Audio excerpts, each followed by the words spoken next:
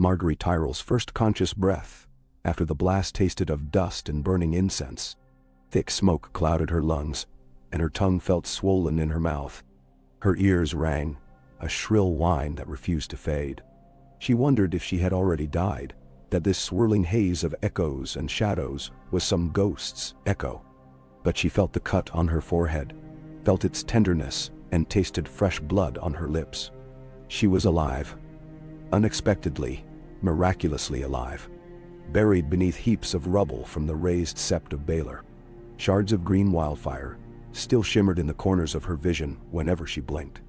The memory of that searing green explosion, the wave of heat, the scream silenced in an instant, like a swift razor across a taut wire, haunted her even as she tried to push herself up. The ceiling had caved in mere moments before she could rush the High Sparrow, before she could warn Loras.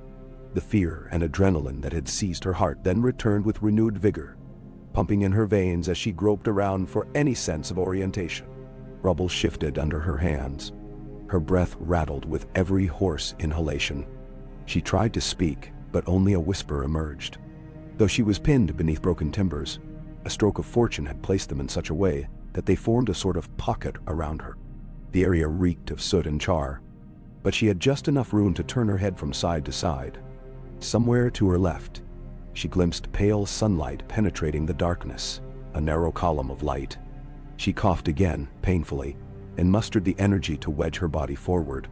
One move, then two, and an avalanche of shattered stones cascaded around her knees. She froze, terrified she would cause an even greater collapse.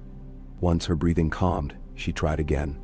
Her fingers gripped the rough edges of fallen masonry, pressed, and found leverage. There was something twisted behind her. It might have been another body. She did not look too closely. If she looked, she would see something she could not unsee. Slowly, Margaery emerged from the carnage. She was not sure how long she clawed at the debris. Her hair, once carefully maintained, was now a wild tangle. Her fine gown, the same one she had worn when summoned to the sept, hung in tatters. Once she managed to push aside enough rubble to squeeze her body through the gap. She felt the shock of fresh air against her face. The daylight was a raw, pallid color, as though it too recoiled from this monstrous act. Finally, she wriggled free. Her knee struck the broken tiles of the courtyard outside the shattered sept, and she gasped at the sight that greeted her. A wide swath of King's Landing near the great sept had been reduced to ruin. The once majestic building stood like a blackened, gnarled claw against a sky that flickered with faint motes of ash. Chunks of marble, some the size of a horse, had crashed into the streets. Bodies littered the ground in silent testament to the horror that had occurred. She could not tell how many.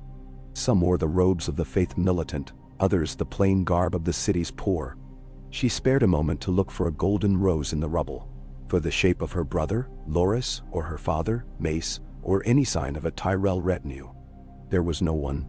Her eyes misted with tears which she fought to suppress. Emotions roiled within her. Rage, sorrow, disbelief, but above all, a fierce desire to survive, to move, pulsed at her core. She stumbled past shards of stained glass that glittered like fallen rainbows on the ground. Every so often, her foot would brush a motionless hand, a scrap of cloth, a piece of jewelry that glinted with emeralds or rubies. She tried not to register these details, tried not to think of whom they might have belonged to. Her steps took her toward an unrecognizable portion of the street where the explosion's force had torn up paving stones, forming a crater. The city was unearthly silent here. It was as though the entire quarter of King's Landing was too stunned even to scream. She could not linger. Even now, her mind spun through possibilities. Cersei had done this. A cold, trembling fury took root in her heart. She knew only one person who would dare such an act. But how had she miscalculated so profoundly? To think that Cersei would quietly submit to judgment. She, Margaery Tyrell, who prided herself on reading people's hearts. She had believed she could outmaneuver the Queen Mother, believed that the trial's formality would keep them safe. Instead, the entire sept had been blown apart in a monstrous display of cunning and cruelty. She had to leave King's Landing. If Cersei discovered that Margaery still lived, Margaery would be hunted down. She clung to a faint hope that maybe Loras had escaped too, but in her heart, she feared that hope was false. The last she remembered was him, standing near the High Sparrow, looking so gaunt, so battered. She recalled the lines on his face, the sorrow in his eyes. The memory threatened to undo her now, but tears would not help him, nor herself if she lingered in the open. She forced herself to walk, ignoring the way her bare feet stung with each step. It was best to keep her head down. Smoke rolled over the scorched avenue. She half expected to run into gold cloaks or panicked peasants, but there was no one in sight. It was as if every living soul had fled, leaving behind only ghosts. Her pace increased as she left the devastated area. Soon, she found a side street that angled downhill, toward Flea Bottom, or perhaps the Mud Gate. In any other time, she would have balked at going into the slums of King's Landing, but now, it was her best chance. The normal city guard patrols had likely collapsed into chaos. She needed anonymity until she could find a way out. As she approached the outskirts of Flea Bottom, she became aware of onlookers peering from cracked shutters. The news of the Great Septi's destruction must have spread with terrifying speed. She slipped into an alleyway to catch her breath. An old cloak hung from a rusted nail, reeking of sweat, but it was better than nothing. She stole it, pulling the tattered cloth over her shoulders. She had no coin, nothing but the single gold ring on her finger with the Tyrell rose etched on the inside. That she could not part with. She rubbed it with her thumb, gathering strength from the memory of her proud grandmother Olenna. The only question was whether the old woman had also perished in that carnage. Margaery prayed to the Seven that her grandmother had been far from the Sept, but she could not be sure. A distant shout echoed from somewhere behind her. She froze, heart pounding. For several endless seconds she listened, but the sound did not come again. Perhaps it was just one of the city dwellers, or perhaps an approaching patrol. She had no desire to wait and find out. She continued, hugging the shadows, ducking beneath hanging laundry lines, and tiptoeing over puddles of filth. The grand illusions of courtly life felt as distant as the banners once waving from the Red Keep. She was Margaery Tyrell no longer, not in any meaningful sense. Not the king's wife, not the realm's darling. She was simply a survivor, and that had to be enough. Nightfall found her in a cramped corner between two crumbling walls. She pressed her back against the stone, listening to the whimpering of starving dogs. The sky overhead was a bruised purple, the last vestiges of day succumbing to darkness. Her limbs ached. Every breath sent a lance of pain through her chest, and she suspected she had inhaled too much smoke or that a rib was cracked. Yet she knew she could not truly rest here. This was not safe. Nowhere in King's Landing was safe anymore. Not for her. She needed a plan. In her mind, she traced a path. She would slip out through one of the city gates, if possible. But which one? The King's Gate was too close to the Red Keep. The Mud Gate, perhaps, might offer better chances, where traffic was less guarded, especially with the chaos. Once beyond the walls, she would need a horse, or at least to join a caravan heading west or south. However, she feared the main roads. If Cersei learned Margaery was alive, the gold cloaks would search them thoroughly. But the thought of heading east was equally unappealing. She needed to return to Highgarden, to the Reach. That was home, or what remained of home.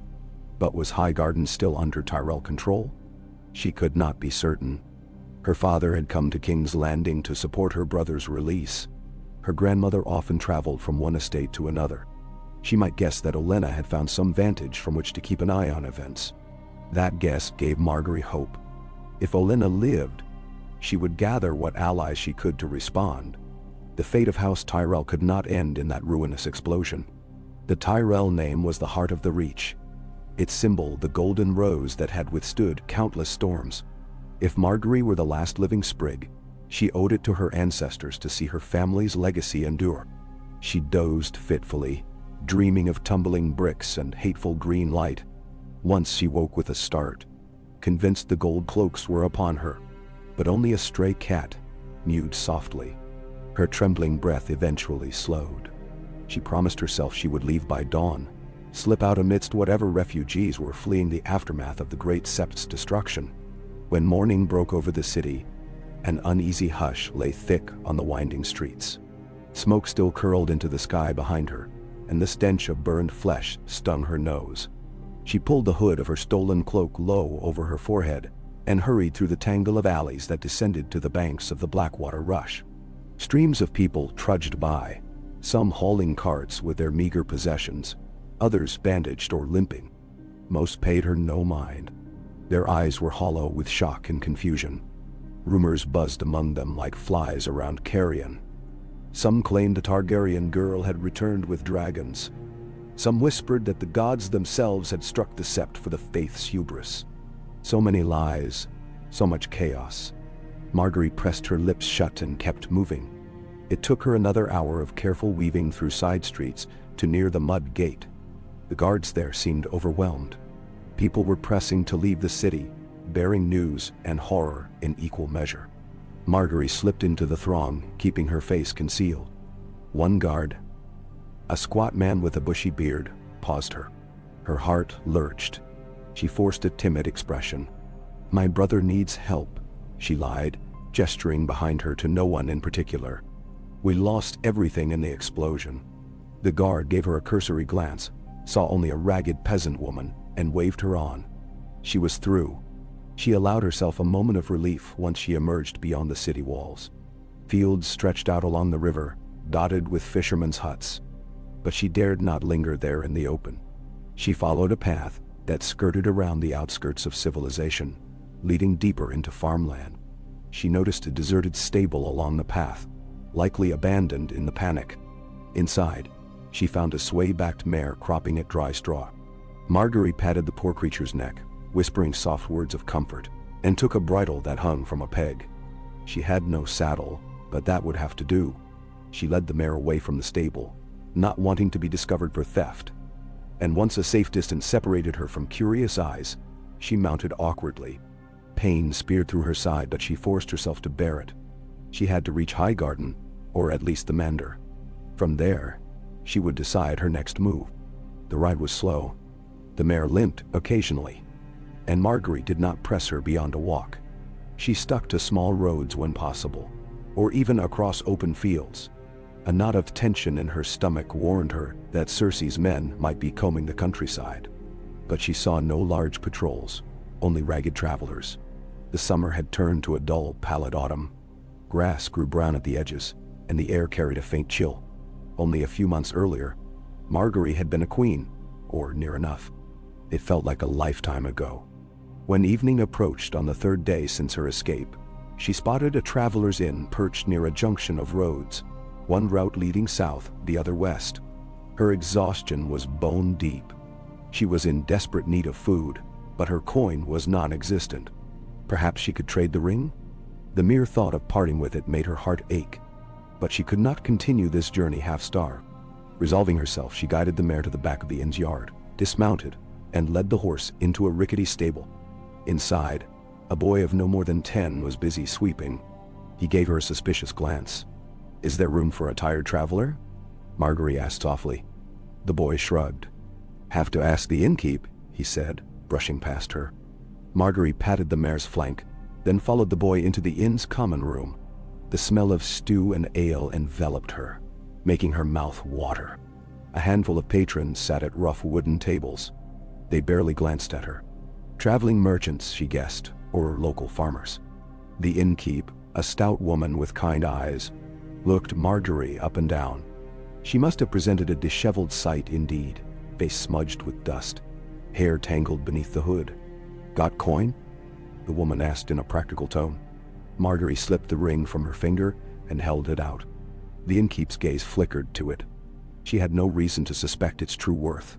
Margaery only prayed the woman did not recognize the emblem of House Tyrell. "This is all I have. Trade it for a meal, a bed, and some feed for my horse." The innkeep took it in her hand, squinting as though trying to read the inscription. "Might be worth more than a night's keep," she said suspiciously. "Consider it a kindness," Margaery replied softly. "I won't be staying long."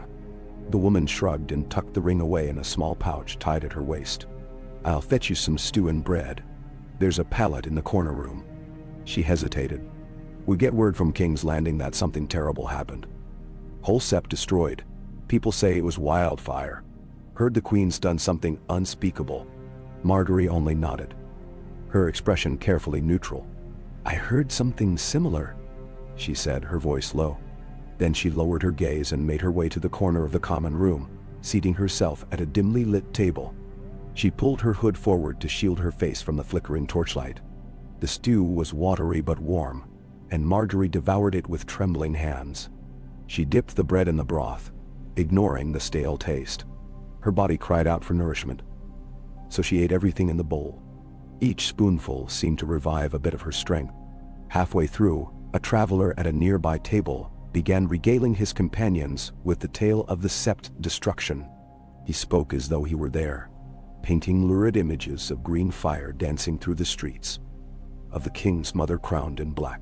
Margaery tried not to listen too closely, but one phrase she overheard sent a chill through her.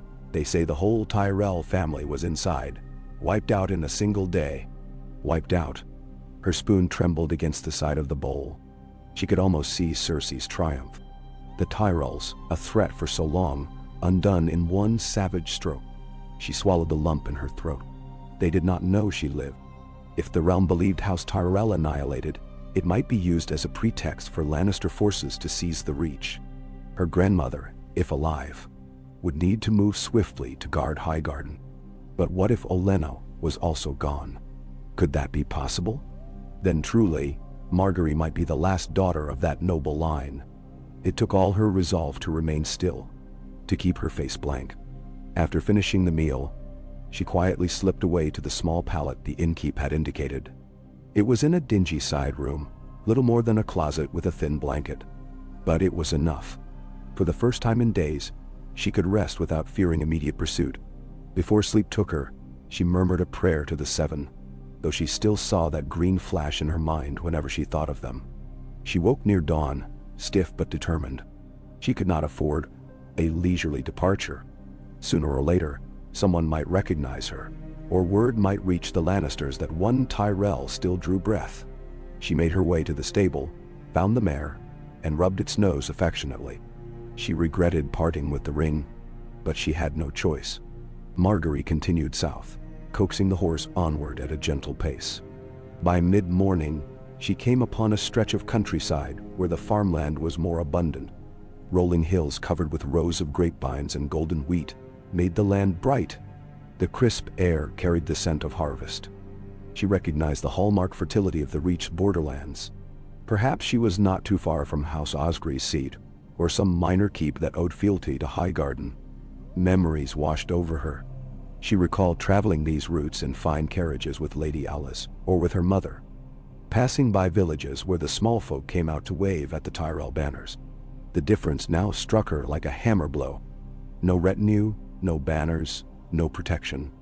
Only the clothes on her back and a battered mare. By noon, she encountered a small group of travelers heading in the same direction. They were poor folk, by the look of them, with a single donkey pulling a cart. She kept her distance, but curiosity got the better of her. She edged closer to catch fragments of conversation, hoping for news. They were discussing rumors of Lannister troops moving through certain parts of the Reach, of lesser lords uncertain whom to support now that the Tyrells seemed defeated. Some talked that Randyll Tarly had bent the knee to the crown. Margaery listened with mounting dread. Randyll Tarly was known to be a formidable commander, sworn to House Tyrell, but also a man with a pragmatic sense of loyalty. Had he switched allegiance to the Iron Throne, seeing no Tyrells left to rally around? It seemed so. If that was true, Highgarden might already be compromised. She lingered behind the travelers, letting them pull ahead, until at last she branched off down a smaller lane flanked by hedgerows. Her next objective was a place called Ivy Hall, a minor estate whose lady had been a companion of Margaery's mother. If any faint loyalty remained to House Tyrell, Margaery might find it there. Or if not, she would move on quickly. At least she would confirm the lay of the land. Late that afternoon, she found herself approaching the gates of Ivy Hall. It was not a grand structure, more a fortified manor. The stone walls were well maintained, and 2 guards stood watch at the entrance, but they looked weary and bored. The banner above them bore the sigil of House Addison, a green ivy leaf on a field of white. She remembered Lady Addison, a gentlewoman of some generosity. Margaery's heart pounded with uncertainty. The guards might turn her away, or worse, try to capture her if they guessed her identity.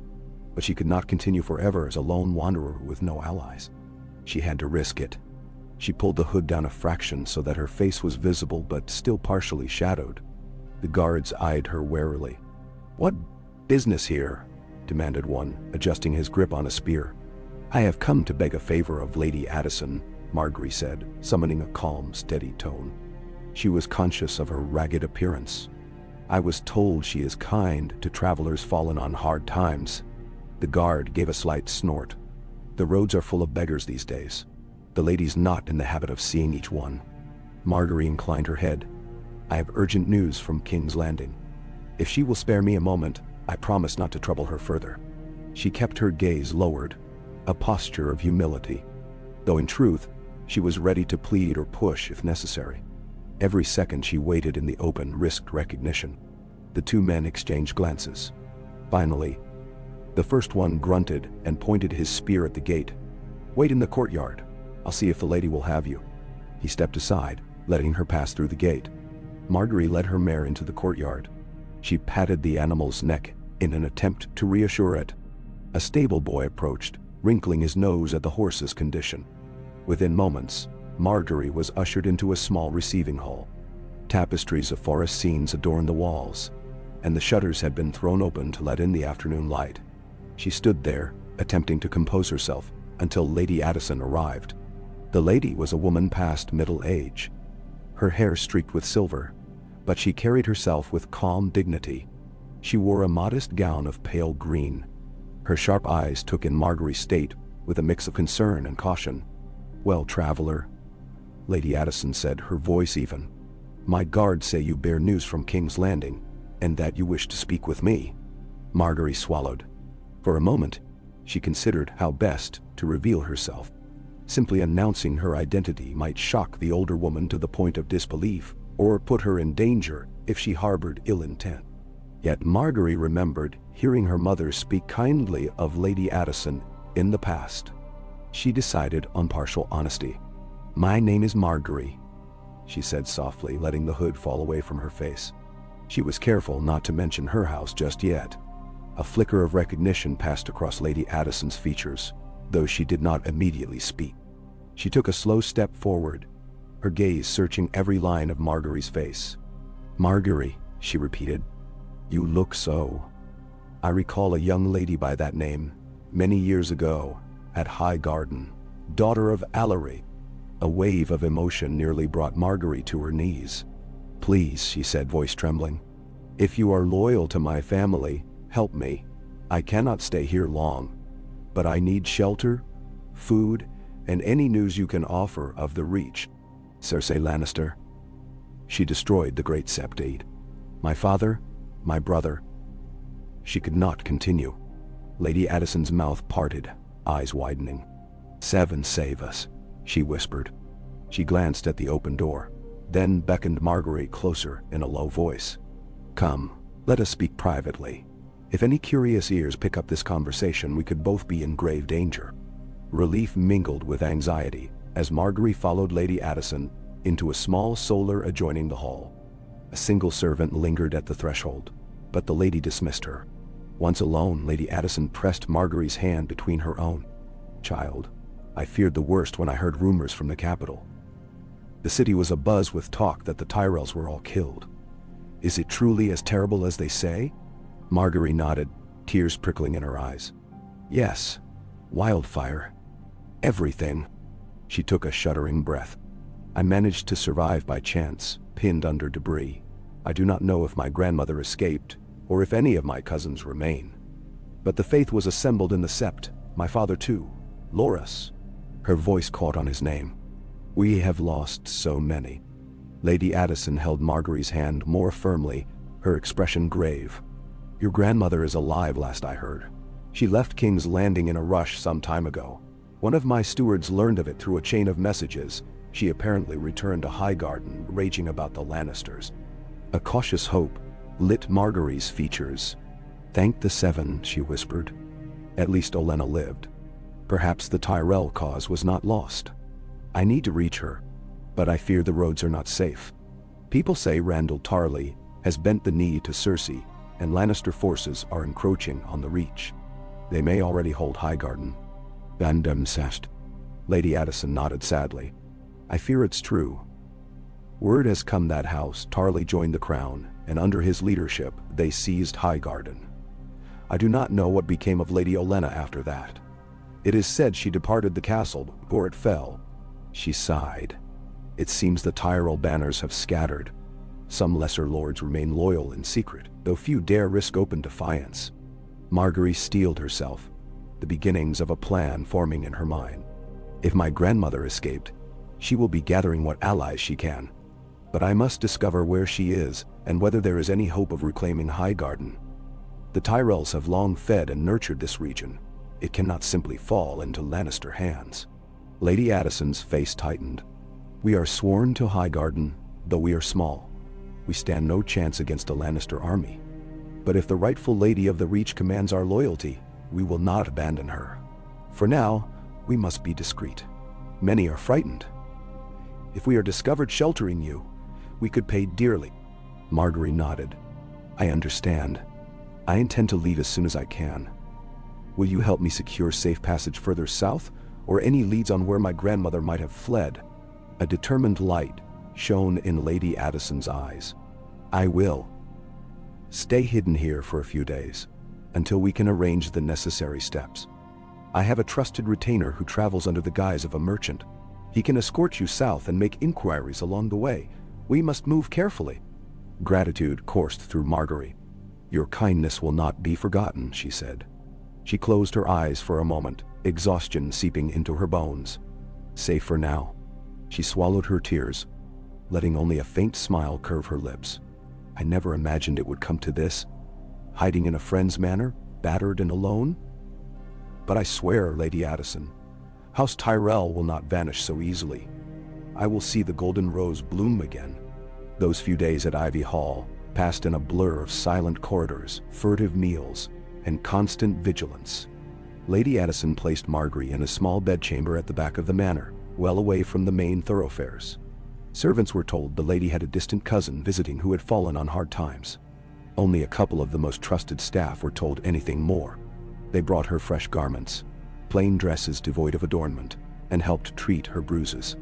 She used the time to rest and gather her strength, though her sleep remained troubled by images of the Sept's destruction. Bit by bit, Lady Addison shared what she knew of the changing tides in the Reach. The Lannisters, allied with Euron Greyjoy, had struck swiftly, seizing Highgarden's riches and forcing many lords to bend the knee or face ruin. But the Queen in King's Landing, Queen Cersei, as she now styled herself, had other troubles too. Daenerys Targaryen, newly landed on Dragonstone, commanded dragons and a horde of Unsullied. The realm was fracturing along multiple fronts. War simmered everywhere. Margaery's thoughts lingered on the north as well. She had heard rumors that Jon Snow had been named king in the north, forging a new independence in defiance of the Iron Throne. Would the north become an ally of the Reach, or would old grudges run too deep? She had never met this Jon Snow, only Sansa Stark in King's Landing, briefly. But the Starks had been faithful allies once, and Margaery felt a strange sense of hope. Perhaps, in the face of Lannister betrayal, an alliance with the North might be possible. Finally, on the morning of the third day, Lady Addison escorted Margaery down a narrow postern gate where a cart waited, piled high with barrels and sacks. The retainer, a lean man named Ellis, bowed low to Margaery. "My lady, I have orders to keep you safe and guide you south. We will travel as a simple merchant caravan, dealing in grain and wine." Margaery inclined her head, her gaze flickering toward Lady Addison. "I cannot thank you enough for this. I will repay you someday, I swear it." Lady Addison took her hand. "You need not repay me. You are your mother's daughter and the rightful Lady of the Reach. My house owes you its loyalty. Go with the Seven's blessing, And may you find Lady Olenna, or some measure of safety." They embraced briefly. Then Margaery climbed onto the cart beside Ellis, wrapping a faded cloak around her shoulders, its hood obscuring her features. Without any further ceremony, the gates opened, and they set off down the dusty road. Margaery glanced back only once, catching a final glimpse of Lady Addison standing in the courtyard, hands folded, her expression troubled yet resolute. The next stretch of the journey took them deeper into the heart of the Reach, though they took care to avoid main highways. They passed fields of tall wheat swaying in the wind, orchards laden with apples near harvest, and the occasional village. Sometimes they overheard Lannister soldiers in the distance, or encountered a local lord's patrol. Ellis did most of the talking, presenting papers that declared him a merchant, delivering goods. Margaery kept her face lowered, answering to no name, letting Ellis lead. Once or twice they heard whispers about the rumored end of House Tyrell, how the last rose had withered in the flames of King's Landing. Margaery would clench her fists, silently promising it was not so. As they approached the Mander River, Ellis planned to cross at a lesser-known ferry rather than the main crossing at Bitterbridge. The ferry, a creaking wooden barge operated by two wiry men, offered none of the pomp of a grand bridge, but it was safer. Late one afternoon, as they guided the horse and cart onto the barge, Margaery peered across the slow-moving waters. Her reflection danced in the ripples, unrecognizable to her. Hollow cheeks, eyes laden with sorrow, hair hidden beneath a hood. In that moment, she realized how entirely her life had changed. The girl who once posed with sweet smiles for the King's Landing crowds was gone.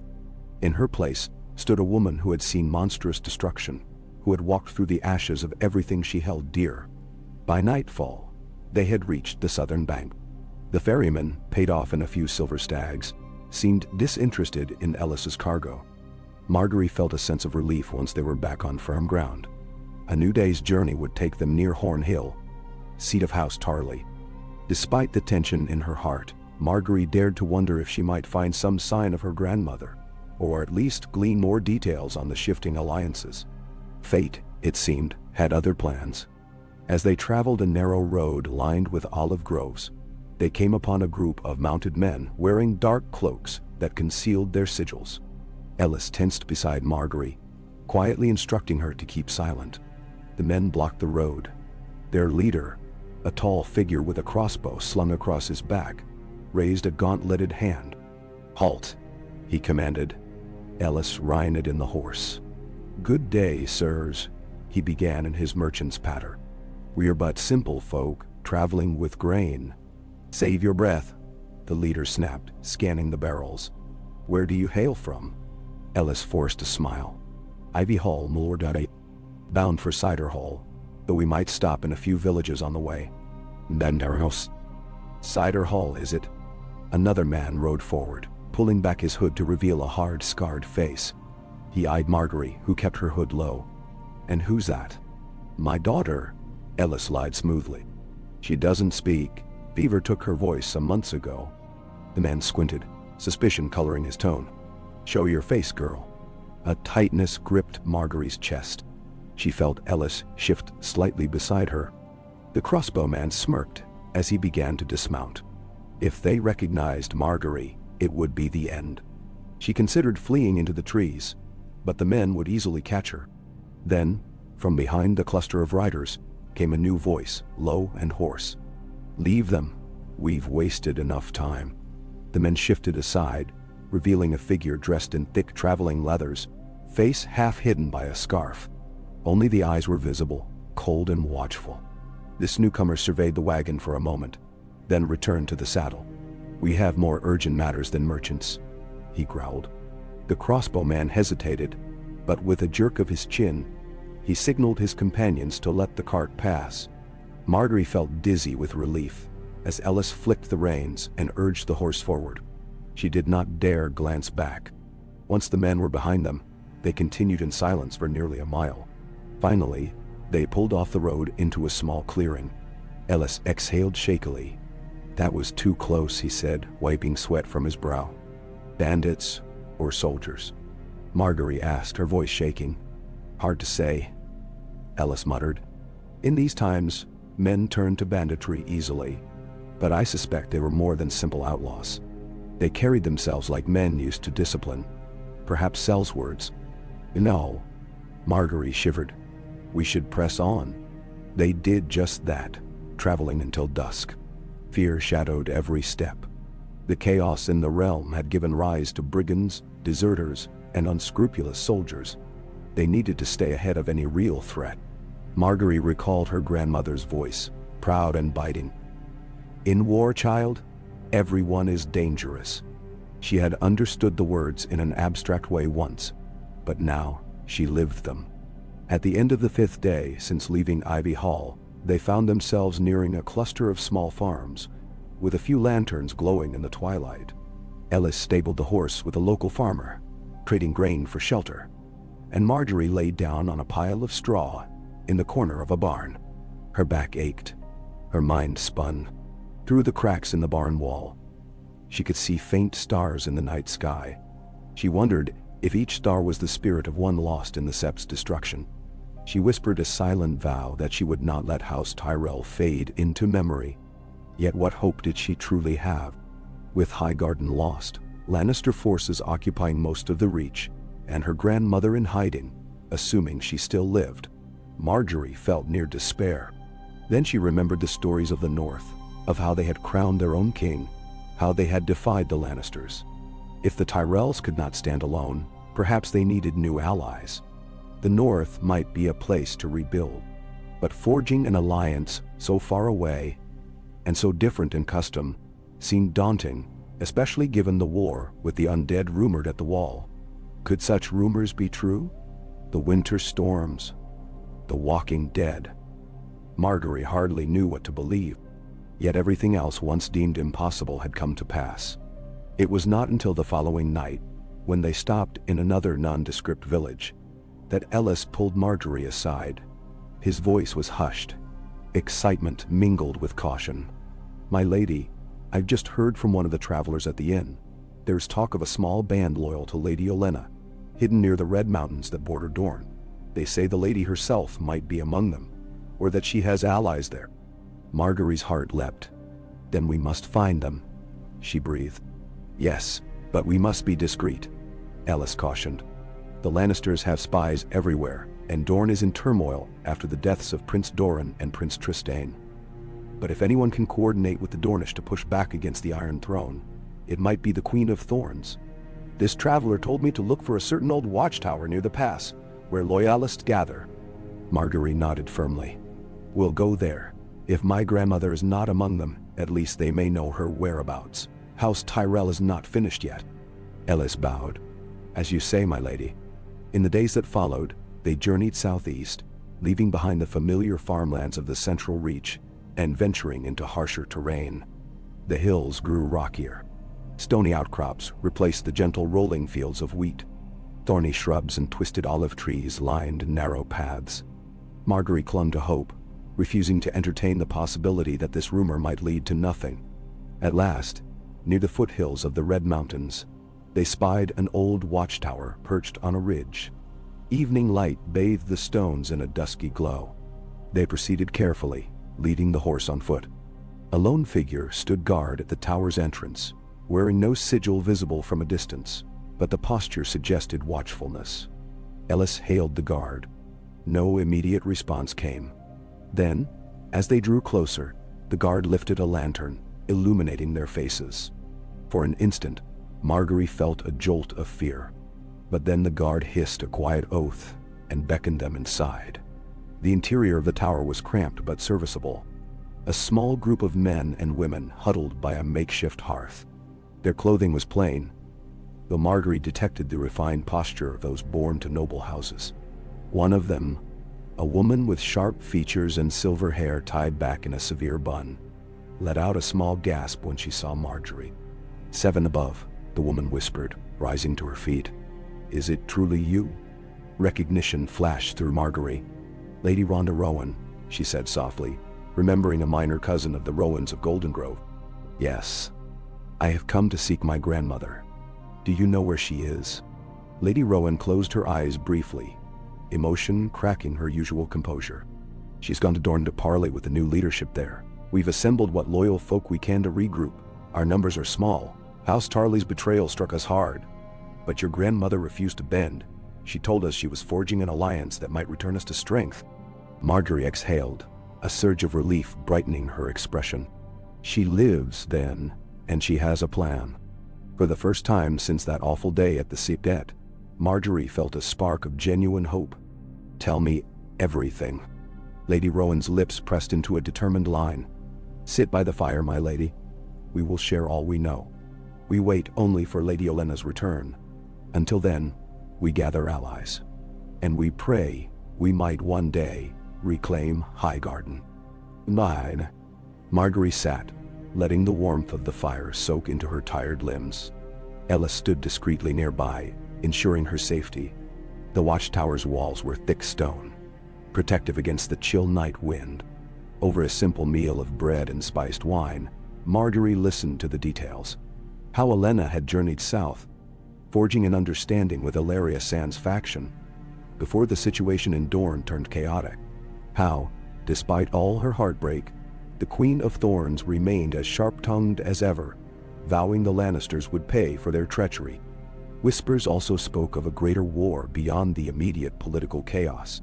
They told of the king in the north, Jon Snow, forging a broad alliance against the undead threat. Margaery felt her mind whirling with possibilities. At last, when the others had drifted to find rest, Margaery stood at a narrow slit window, gazing out at the moonlit mountains. She gripped the stone sill, eyes alight with renewed purpose. She had survived the darkness of the Sept, outmaneuvered Cersei's attempts to extinguish the Tyrell line. And now, she found her grandmother's loyalists. House Tyrell might be battered, but it was not broken. And in the shifting tapestry of alliances, whether with Dorne or perhaps even with the North, Margaery envisioned a future where the golden rose of the Reach would once again rise to bloom.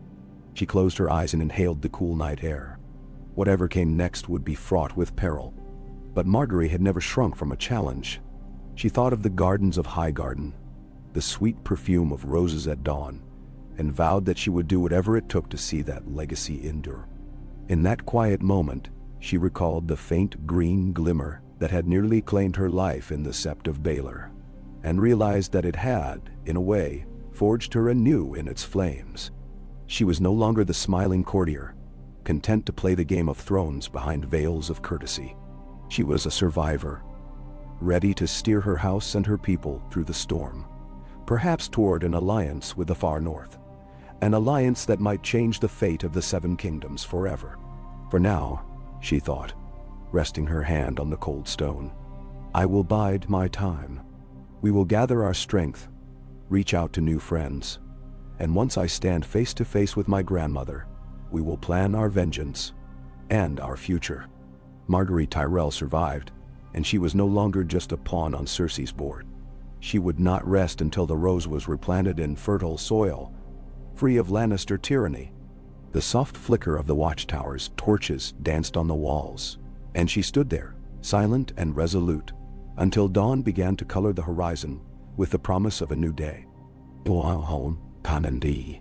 Margaery slept fitfully that night, within the watchtower's cramped upper chamber.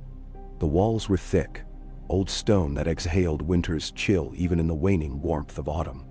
She had nestled into a small cot laid out for her near the narrow arrow slit that served as a window.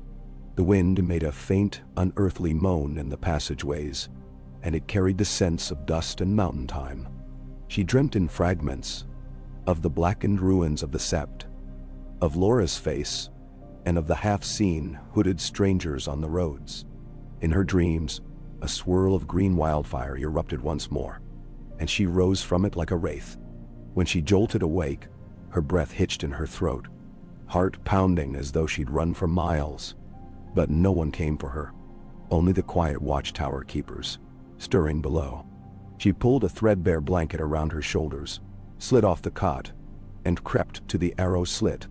Dawn had not yet begun to lighten the sky.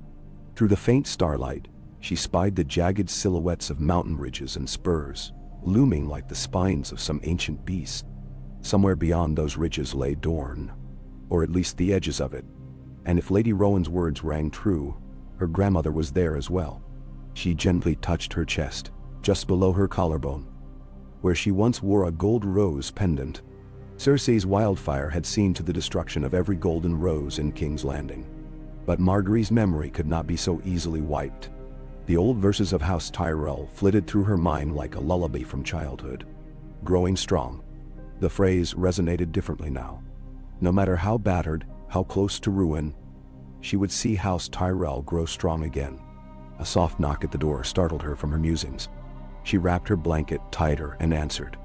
Lady Rhonda Rowan stood outside, holding a small lantern that cast quivering golden light over the walls. She wore a simple cloak over her linen night robe, and her hair was loosely braided. "My lady," she said quietly, her voice echoing in the still air. "I couldn't sleep. May I come in?" Margaery nodded, stepping aside. The chamber was too small for more than a few steps, but Lady Rowan managed to angle the lantern onto a tiny wooden table in the corner. She stood there for a moment, looking at Margaery with troubled eyes.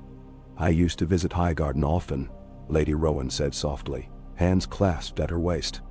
"I remember you as a child, running through the courtyard with your brother, giggling as he tried to best you at swordplay. You were no more than 8. She paused, exhaling a regretful sigh. "I never thought I would see such times." Margaery lowered her gaze, recalling faint memories of Loras brandishing a wooden sword, vowing to be a legendary knight. "These times have taken so many from us," she said, voice trembling. "I have to believe we can still do something to save the Reach, that the seed my grandmother planted isn't lost forever." Lady Rowan nodded. "She's a fighter, your grandmother. We all knew it. But perhaps none of us realized just how far she'd go once she'd lost so much. To see Cersei crowned after that atrocity." Lady Rowan's voice faded. Then she squared her shoulders. "But we're with her. Those of us who remain loyal will follow her plan." Margaery clasped Lady Rowan's hand. "I am grateful," she whispered. "I'm just one woman, though I'm sure grandmother would bristle at the notion I need more than my wit to survive. But I know we can't win alone. We must restore faith in House Tyrell and rally the common folk, the minor lords, any who despise what the Lannisters have done." Lady Rowan withdrew her hand and managed a small smile. "For now, let's rest," she said. "Tomorrow, we'll speak to the others. We need to decide if we should wait for your grandmother's return, or attempt to send word to her in Dorne. She asked us to remain here until she sent for us, but we never anticipated finding you. This changes everything." "Then that's..." Margaery bowed her head in agreement. When Lady Rowan departed, the tower fell silent once more. She returned to the bed, though it took a long while to find sleep again. Her mind churned with possibilities, each path fraught with uncertainty. Still, a spark of hope glimmered in the gloom. Olenna Tyrell yet lived, forging alliances in the south. Margaery held on to that like a lifeline. When she next awoke, late morning sunlight lanced through the arrow slit, illuminating motes of dust. She rose and dressed in the plain traveling attire the Loyalists had provided for her. The tunic and breeches were too large in some places, too snug in others, but they were sturdy and unmarked by any sigil. A brown cloak and hood completed the disguise. Linger a moment in front of a mirror, and none would recognize her as the once radiant queen. Yet her posture, her voice, her glance, those might betray her if she grew careless. Downstairs, the watchtower's main room was little more than a circular stone enclosure with a rough-hewn table, some chairs, and a hearth. The air smelled of porridge and roasted nuts. A few men and women, less than a dozen all told, had gathered around the table, speaking in low tones. They rose respectfully when she approached. "Lady Margaery," said a gaunt man with a peppered beard, his voice thick with emotion. I was in your father's service at one time. You likely do not remember me, but my name is Barris. If you have any need of me, I am yours to command." Now, she remembered him vaguely, as someone who once oversaw orchard shipments for Highgarden. She felt a pang of sadness and managed a faint smile. "Thank you, Barris. I fear we all must rely on each other if we hope to prevail." He sank into a small bow. Behind him, a quiet young woman with mousy hair offered a cup of warm goat's milk. Margaery accepted it and drank, letting the mild taste settle her empty stomach. Another woman, older, wearing a half-apron stained with flour, set a bowl of porridge on the table. Hungry, Margaery took a seat and began to eat. The others gradually returned to their own meals. Lady Rowan soon joined them in, taking a place at Margaery's side. Their gazes met, and Lady Rowan gave the slightest nod, indicating they should speak after the meal. When the bowls were emptied and tidied away, Margaery found herself in a smaller alcove near the tower's stairwell, alone with Lady Rowan Ellis, her faithful escort from Ivy Hall, and a middle-aged knight called Sir Carlin. Sir Carlin had once served under Randyll Tarly, and his face carried the remorse of that association. He rubbed the scar on his jaw as they began to talk. "It's all changed," he said. "When Lord Randyll went over to the Lannisters, I refused to break my oath to Highgarden. I fled. Many men were not so fortunate. We were scattered, forced to hide or bend the knee ourselves. If Lady Olenna can bring Dorne to our side, we might stand a chance. But the Lannisters are entrenched in the Reach, and they have no shortage of men." Ellis folded his arms, expression grim. "We also heard the Iron Fleet prowls the coasts. Allied with them. Travel by sea is risky. No a digger." Margaery tapped her fingertips against the stone sill behind her. "Grandmother will never yield to them, not so long as she draws breath. She surely knows we cannot reclaim Highgarden by ourselves. If we cannot match the Lannisters in raw numbers, perhaps we can do what the Tyrells have long done, feed the realm." Lady Rowan nodded, intrigued. "Starve them of our bounty, you mean? Turn the farmland and storehouses into resources for our cause, or deny them to the Lannisters?" Margaery let out a slow breath. "It's a dangerous tactic, but if we can keep the Lannisters from reaping the harvest, we undermine their ability to sustain armies. It's the same tactic the North has employed against southern invaders in winter, but all that depends on having the cooperation of the local lords and smallfolk. We cannot forcibly ruin fields or drive people to hunger. We need a more nuanced approach. Encourage them to hide their grain stores, sabotage the Lichu." Sir Carlin pursed his lips. "That might work, my lady, but rumor has it that the Tarly men are punishing entire villages if they suspect sabotage. Lord Randyll is no fool. He knows how to keep the local population in check." Lady Rowan's eyes narrowed. "Then we needed a broader alliance, one powerful enough to match that cruelty. Dorne might help, but Dorne itself is in disarray. I've heard conflicting stories. Some say Ilaria Sand took power, then was deposed by someone else. War changes things overnight." Margaery glanced toward Ellis. "Perhaps it's time I set out for Dorne myself. If Grandmother has made a strong connection, I need to stand by her side. House Tyrell cannot fracture any further. We must show a united front. But I can't just roam blindly across the border. We need a plan, or at least a lead." "Done." Ellis bowed his head. "I'll accompany you, my lady. The roads are perilous, but if we're determined to find the Queen of Thorns, best to do so without delay." Sir Carlin cleared his throat. "My place is here with the Loyalists. We wait for a raven from Lady Olenna. She said she would send word once her negotiations concluded. Should you leave now, you risk missing her if she returns quickly." "Now, A brief pause followed. Margaery considered the possible outcomes. If she stayed, she might never reach Olenna in time to shape the negotiations. But if she left, and Olenna soon returned to the Watchtower, they might miss each other entirely. "Is there a means of communication?" she asked. "Any messenger bird we can send to Dorne?" Lady Rowan shook her head.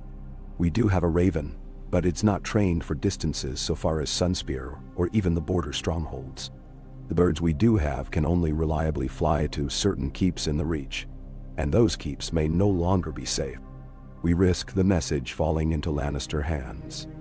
"Dane, we do know of a small pass in the mountains," Sir Carlin offered quietly.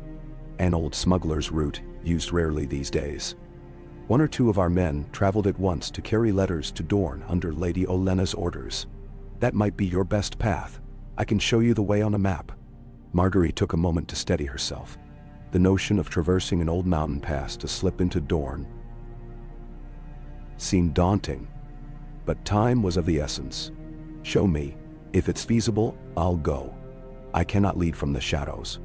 My grandmother must know I'm alive, and I need to stand at her side." The others exchanged glances. Ellis gave a single nod, his jaw set. Lady Rowan's gaze reflected concern and respect in equal measure. "You're as bold as she is," the older woman said softly. "I'll gather supplies." Thus decided, they spent the next hour poring over a roughly sketched map of the Red Mountains. It was a swirl of scribbled lines and notations where passes might be found, with cautionary marks near known Lannister patrol routes. Sir Carlin used a stub of charcoal to trace the path that had worked before, indicating a hidden cleft in the ridges that descended toward the Dornish side of the border. If they moved quickly and quietly, they might slip through unobserved. Lady Rowan prepared a small pack of necessities: dried meat, tough bread, 2 skins of water, a skin of sour ale, and spare cloaks. She also provided an old short sword and a dagger. Margaery tested their weight, awkward at first. She had never been a warrior, but she would not venture into these mountains unarmed. Ellis already possessed his own sword belt, though he was not exactly a seasoned fighter either. Still, they had more than they'd started with. As the midday sun crept through the watchtower's narrow windows, they assembled in the courtyard at the base of the tower. Margaery noticed that the courtyard was little more than a rocky enclosure pinned by a short outer wall. The men and women there, fewer than a score, watched her with a solemn reverence, as if she were carrying the fate of the Reach on her shoulders. Perhaps in some measure she was. "We'll make certain no one betrays your secret," Lady Rowan told her quietly at the gate. "If you fail to find Lady Olenna, return here if you can. We won't leave unless forced. Even then, we'll have ways to gather again." Margaery embraced her. The older woman's hold was firm, warm, reassuring. "Thank you," Margaery murmured. "I owe you my life. We will not forget this kindness." They parted, and Margaery and Ellis passed through the gate. Sir Carlin escorted them for the first mile, explaining landmarks and giving final bits of counsel. Once they reached the ragged footpath leading deeper into the mountains, he bid them farewell, urging caution. "Stay hidden," he said, pressing the stub of charcoal map into Ellis's hand. "May the Seven guide you." Then they were alone, ascending a rocky slope, flanked by boulders and uneven scree. The sun beat down on them, fierce in the high altitude. Margaery's breath grew labored, and sweat trickled down her brow despite the crisp wind. Ellis led the way, pausing now and again to consult the map or to peer at the horizon for any sign of watchers. Rocks shifted under their boots with every step, sending small avalanches of pebbles rattling down behind them. "This path is ill-used," Ellis muttered. "But if we can manage it, so much the better." Fewer eyes watching. Hours passed in silence. Occasionally, a vulture circled overhead in the endless blue sky. They skirted a ridge where twisted pines clung to cracks in the rock, their needles rustling in the breeze. From that vantage, Margaery glanced back. The Reach's green field stretched off in the distance, hazy with midday heat. The watchtower was invisible now, swallowed by the foothills. By late afternoon, they came upon a narrow defile where 2 sheer rock faces rose on either side, forming a jagged corridor no wider than a wagon. Ellis slowed. "This must be it," he said, checking the charcoal map. "Sir Carlin said we'd pass between the teeth of stone." He gestured to the twin cliffs overhead, each one shaped like a monstrous fang. "Once we're through, we should be just a league or so from the border. Or what used to be the border." Margaery surveyed the space uneasily. The defile might hide ambushers, or might collapse at the slightest disturbance. "We should be quick," she said, tugging her cloak tighter around her. "I don't fancy being trapped in there if anyone comes from behind." Ellis nodded, lips pressed thin. They entered the passage in single file, footfalls echoing on the stone. A damp chill greeted them, and the walls seemed to close in, shutting out most of the late-day sun. At one point, Margaery's gaze flickered upward, glimpsing only a thin stripe of sky far above. The stone around them was dark, streaked with mineral veins. She willed herself to remain calm, each breath controlled. Ellis advanced steadily, scanning the path ahead. Near the midway point, the corridor widened a fraction. enough to let in more light.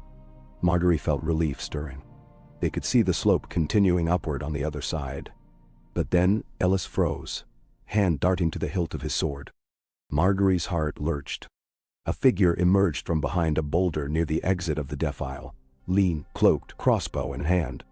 A faint breeze rippled the cloak's hem. The crossbow was aimed at them, the bolt glinting in the half-light. Margaery's pulse hammered in her ears.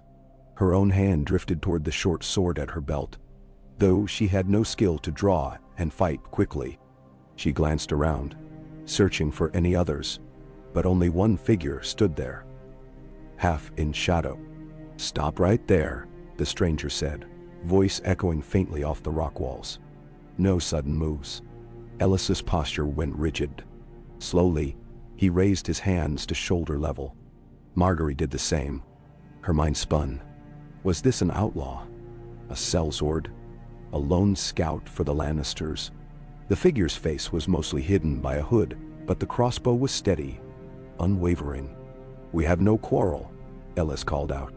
"We're travelers. Travelers who pick the smuggler's pass." The figure's tone dripped with skepticism. "Where are you bound?" Margaery cleared her throat. "We mean no harm," she said in a measured voice. "We're seeking family in Dorne." At that, the crossbow lifted a fraction, though still aimed. "And you're from the Reach?" The accent was low-born, though the speech carried a note of cunning. "Don't lie. I can see you wear boots too fine for common folk, though you try to hide it." Margaery swallowed. The boots she'd borrowed at the watchtower were in better condition than typical peasant's footwear, but they were hardly the embroidered slippers of a high-born lady. The stranger's eyes, visible beneath the hood, gleamed with suspicion. "Hand over your weapons, quickly." Ellis shot her a glance, caution in his eyes. They had little choice. A crossbow bolt could kill them both if they attempted to draw steel. Ellis unbuckled his sword belt and laid it gently on the ground. Margaery followed suit, placing her short sword and dagger at her feet, stepping back with hands up. The crossbow wielder advanced, pivoting so as to keep them both in sight. Margaery caught a glimpse of a patchwork leather jerkin beneath the cloak, the pockets bulging with small lumps, perhaps extra bolts or stolen trinkets. "Stand aside." The stranger kicked the weapons away, then used a boot to open Ellis's satchel. "What do we have here?" A rummage through dried meat, bread, water skins. Then the figure snorted. "Not much coin, if any." Turning to Margaery, the crossbow angled slightly. "What about you, woman? Show me what's inside that cloak." Margaery was no stranger to the threat of violence, but she felt the weight of vulnerability now, in a way she had never felt at court. She forced calm into her voice. "I have nothing but what you see." The stranger tutted. "Well, that's unfortunate for you, because you two look like you might be worth a ransom if I can figure out who you are. Or perhaps I'll just take what little you have and leave you to freeze in these mountains." Her mind raced. She needed a way to gain the upper hand, or at least to dissuade them from violence. "You must be a sellsword," she ventured. "Or a bandit. If you wish for profit, there's more to be gained by aiding us than by robbing us." Her eyes flicked to Ellis, hoping he caught on. They had no coin, but if she invoked House Tyrell's resources, might that be enough? A short, mirthless laugh echoed against the rocks. "Got some nerve, trying to hire me while I've got a crossbow aimed at you." The figure paused, clearly curious. "What exactly can you offer?" Ellis spoke up. "You must be aware that the Lannisters control most of the Reach, but not all. There are those loyal to House Tyrell, and if you help us, House Tyrell will not forget." "Nini?" The crossbow stayed aloft, but Margaery thought she saw the stranger's posture shift. A flicker of interest, perhaps. "Heard it said House Tyrell is dead," the figure muttered. "All killed in the explosion at King's Landing." "Not all," Margaery said, letting the words hang in the air. She allowed her hood to slip back, just enough for her face to be more clearly visible in the dim light. "We survive, and we remember those who do us favors." Silence swelled. The crossbow lowered a hair's breadth, but not fully. "Which means you're one of them, Tyrell." A breath. "Tell me your name." Margaery's heart thundered. This was a gamble. If word got to the wrong ears, it would expose her location and identity to the Lannisters. But if this bandit saw a chance for real gain, they might pivot from foe to ally, albeit a tenuous one. She took a steadying breath. "I am Margaery Tyrell." The crossbow's aim wavered, as though the stranger was unsettled by the admission. The hush lengthened. Then, at last, the figure exhaled a low curse. "Truly? What proof do I have, aside from your pretty face? I've seen 1,000 cunning liars in these hills." "Tori, you have no proof," she said quietly, "except for the reality that I am here, crossing this pass for reasons that cannot be explained by mere merchants. Look at my posture, my speech. Does that sound like a peasant? And do you think the Tyrell name is so worthless that I would risk claiming it falsely?" Ellis raised his chin. "I swear it, by the Seven, she speaks truth. If you hand us over to the Lannisters, they'll reward you with a few coins, then likely kill you to keep you silent. But if you join us, or at least let us pass, you have the goodwill of House Tyrell. And House Tyrell has deep roots. Even if uprooted in King's Landing, we still have allies." The stranger was silent for a tense moment, crossbow still pointed, though not quite so fixed on them. Finally, with a sharp sniff, the figure muttered, "I'm alone. No band, no sellsword company, just trying to survive." The crossbow lowered another notch. "If you can promise something more than my next meal, maybe I don't turn you in. But I need to be sure. Cersei pays well for Tyrell heads, they say." "Damn."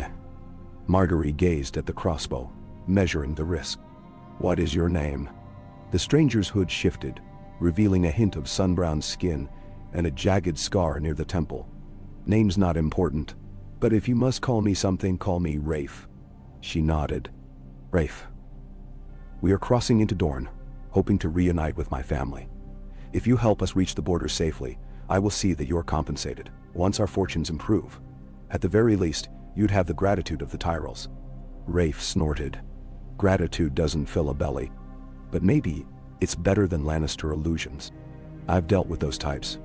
They'd pay me, sure, then hunt me down the instant I was inconvenient. So perhaps your offer is the lesser evil." "Nice." Ellis ventured a small step forward. "Let us retrieve our weapons. We'll travel together. There's no need for more violence." Rafe eyed them both. Then, with a quick flick of the crossbow, gestured at the ground. "Slowly, and keep your hands where I can see them." Margaery bent to pick up her short sword, her movements careful, measured. Ellis did the same.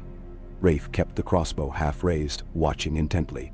Once armed, they stood uncertainly, waiting for a new threat or a new negotiation. Rafe scratched at the scarred temple. "The pass you want leads another mile or so up, then bends around a hidden ridge before crossing. If you're not local, it's easy to get lost." A pause.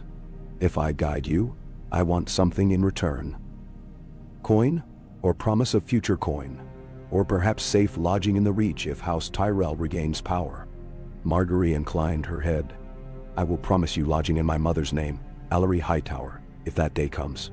You need only show proof that you aided me. Should you wish it, you'll have a place in the service of the Tyrell household, provided you keep your vow not to betray us to our enemies." Rafe canted the crossbow downward.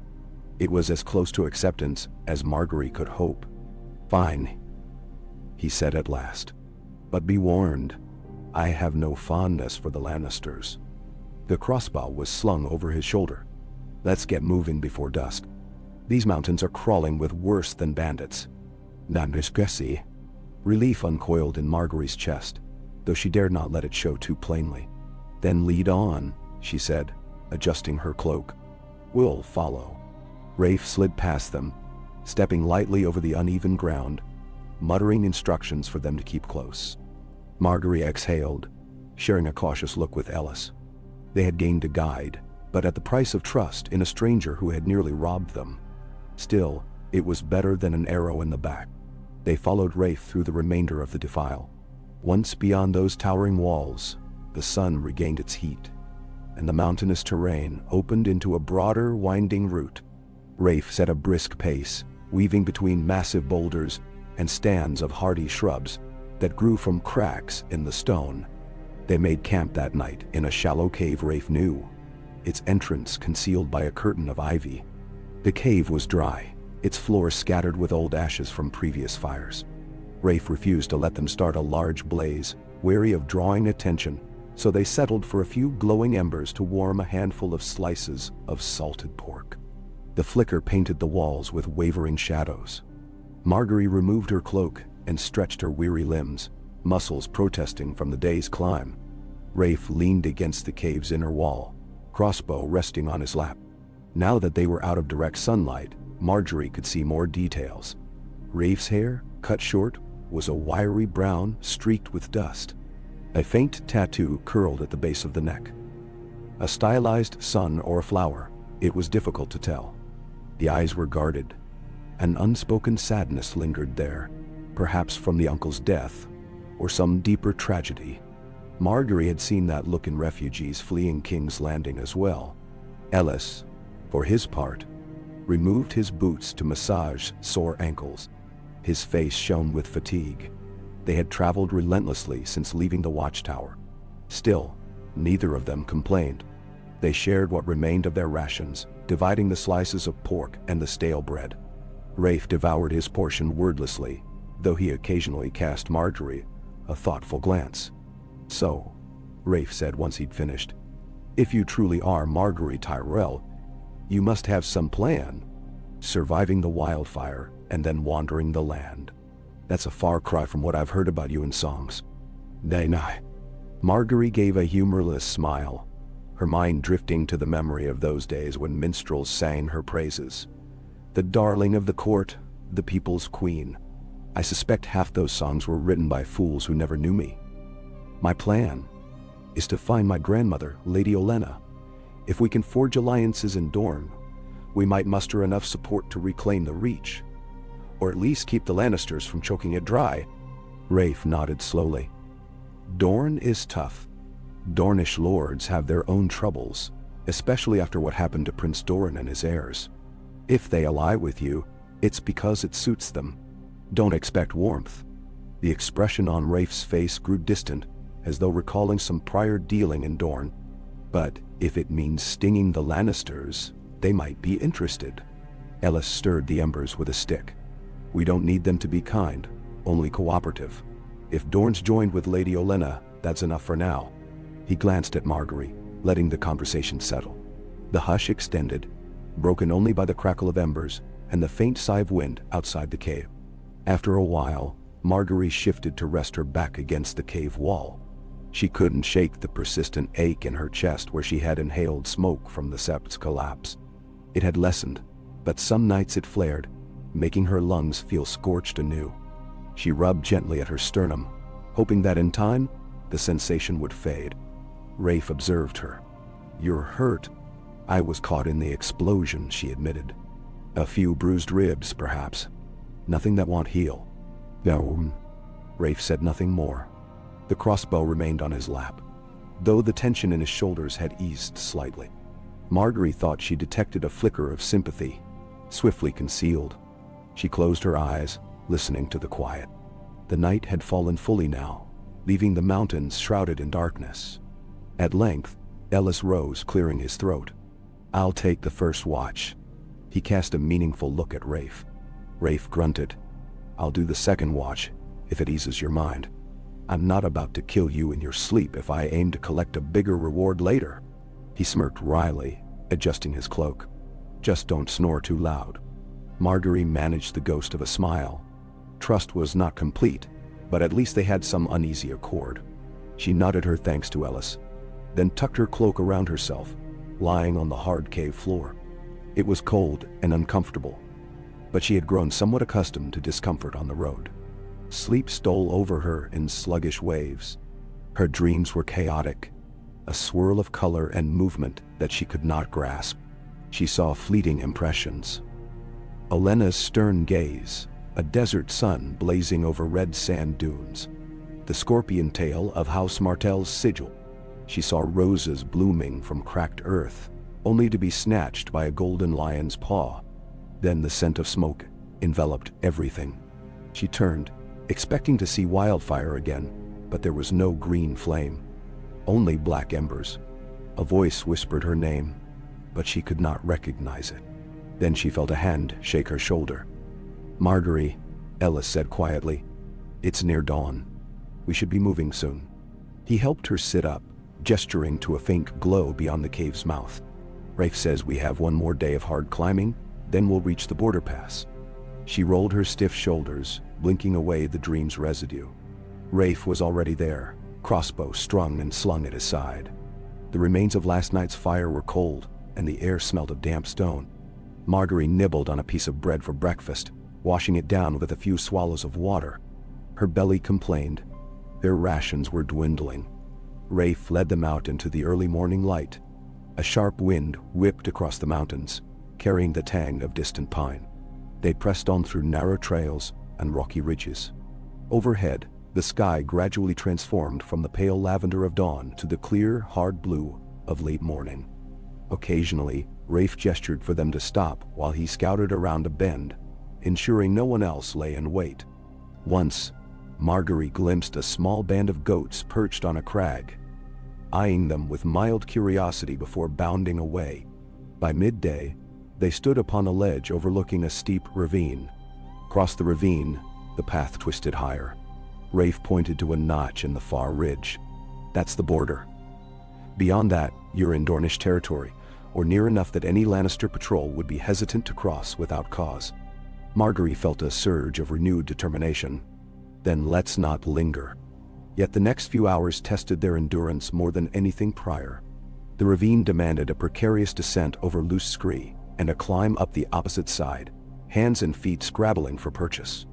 More than once, Margaery nearly slipped. Ellis hurried to offer her a steadying hand. Even Rafe, more experienced in these heights, cursed under his breath when the rocks shifted beneath his boots. The sun glared overhead, relentless, and sweat plastered Margaery's hair to her temples. At last, panting and scraped, they emerged onto a plateau strewn with dusty shrubs. The wind lashed at them, and in the distance, the mountains receded into a horizon tinted red and ochre. Margaery shaded her eyes. It was a stark landscape, far different from the lush farmland of the Reach. Yet a certain grandeur clung to it, as though they stood at the doorstep of a new world. Rafe paused to catch his breath. "We'll camp soon. Night in these parts gets cold. Colder than you'd think, but you should be across the official border now." He gave a wry grin. "Congratulations. You're in Dorne, or close enough. The next step is finding your grandmother, I suppose." Ellis exhaled. "You've kept your end of the bargain. We appreciate that." Rafe shrugged, glancing sidelong at Margaery. "So what now, Lady Tyrell? You planning to just wander around until you find her?" Margaery studied the bleak horizon. The path forward was uncertain, but at least they had come this far. "We'll head to one of the Dornish keeps that might be sympathetic. Lady Olenna was rumored to be negotiating with Ilaria Sand's faction, or whoever holds power since that coup. If we can locate even a minor noble who knows her whereabouts, that might guide us." Rafe ran a hand across his scarred temple. "Sunspear is the seat of Dorne, but that's a long way southeast, and not always friendly to strangers. The nearest keep is about a day's travel south, a place called Greycloak Tower, run by a lesser branch of House Sanagar, I believe. Or was it Manwoody? I'm not certain. My dealings here were quick." Suo. Margaery considered the possibilities. Walking openly into a Dornish keep could be risky if they were more aligned with the Lannisters than with any rebellious faction. But if the keep's lord or lady had thrown in with the Sand Snakes, that might be a route to contact her grandmother. She pressed her lips together. "We'll approach carefully, see what the colors on their banners are. If we sense danger, we'll move on." Rafe nodded. "Works for me. I'll guide you to Greycloak, but after that, we'll see. I'm not too fond of strolling into lord seats. I tend to keep to the outskirts." Benham's standing. Ellis wiped dust from his forehead. "Then that's the plan." They found a small hollow behind a rocky outcropping, sheltered from the fiercest wind, and made camp for the evening. The dryness of the air left Margaery's lips chapped, and she sipped water sparingly. mindful that they had no easy way to refill. Rafe assured them a small spring lay ahead, if memory served. They ate the last of their pork slices, saving only a bit of bread. While they rested, Margaery glimpsed a wide expanse of sky overhead, the clouds turning crimson in the sunset. She remembered how, in Highgarden, the sunsets were often hidden behind orchard groves or the keep's high walls. Here, the horizon stretched vast, painting the heavens in a blaze of gold, pink, and purple before fading into twilight. The sight made her ache for home, for the gardens and fountains of her childhood, for the laughter of her parents and siblings in sunlit halls. But that home was under the boot of the Lannisters now. She clung to the thought of Olenna, forging alliances in the desert heat, refusing to bow to tyranny. That night, a chill wind rustled across the plateau. They huddled close together, cloaks pulled tight. Rafe insisted on a small fire, no more than a few twigs, and dried dung for fuel, just enough to keep them from freezing. Margaery listened to the whistling air, feeling oddly exposed under the great vault of starry sky. Each star pricked like a reminder of the fragile hopes she carried. If she had learned anything from her time at court, it was that alliances could be made and broken in a blink. Yet here she was, forging one with a stranger who might have robbed her only hours before, hoping to find a grandmother who might already have moved on to another realm. Somehow, despite the uncertainty, Margaery felt a firm resolution. She would see House Tyrell endure, even if it meant crossing desert sands or forging alliances with the famously proud and prickly Dornish.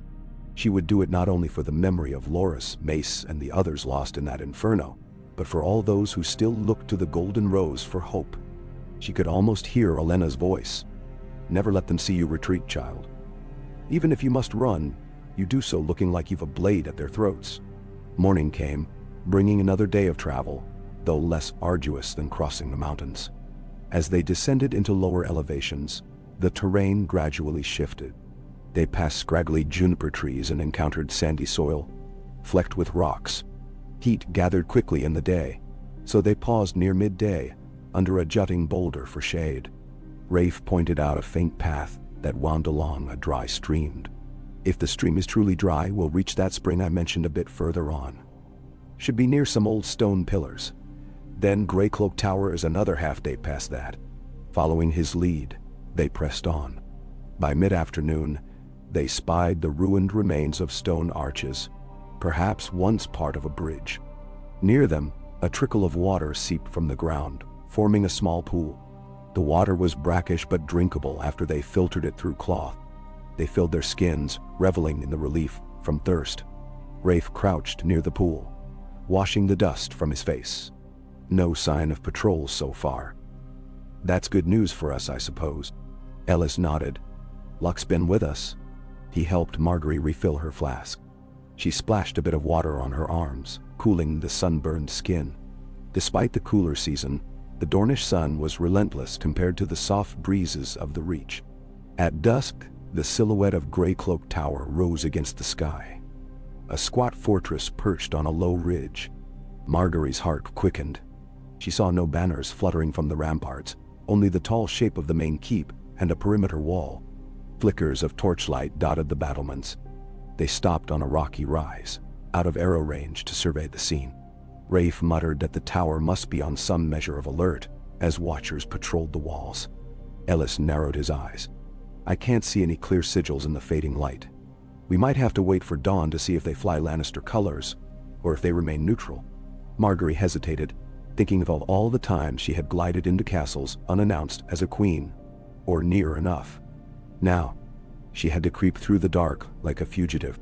Her instinct told her to be cautious. We'll find a place to hide for the night. Observe from a distance. If they are loyal to Alleria or some other anti-Lannister faction, we'll approach at dawn. And inside, Ellis and Rafe agreed. They doubled back to a cluster of rocks that offered partial shelter from the wind, settling in for another hardscrabble night. Dinner was a paltry meal of bread crusts. Sleep was uneasy, with Margaery drifting in and out of dozing, plagued by the memory of green fire. Still, she forced herself to rest. She could not afford to be too exhausted to face whatever Greycloak Tower held. When morning's early rays cast a hazy gold over the ridge, they rose stiff-limbed to approach the tower again. Through her borrowed spyglass, an old battered piece Rafe carried, Margaery tried to make out any banners.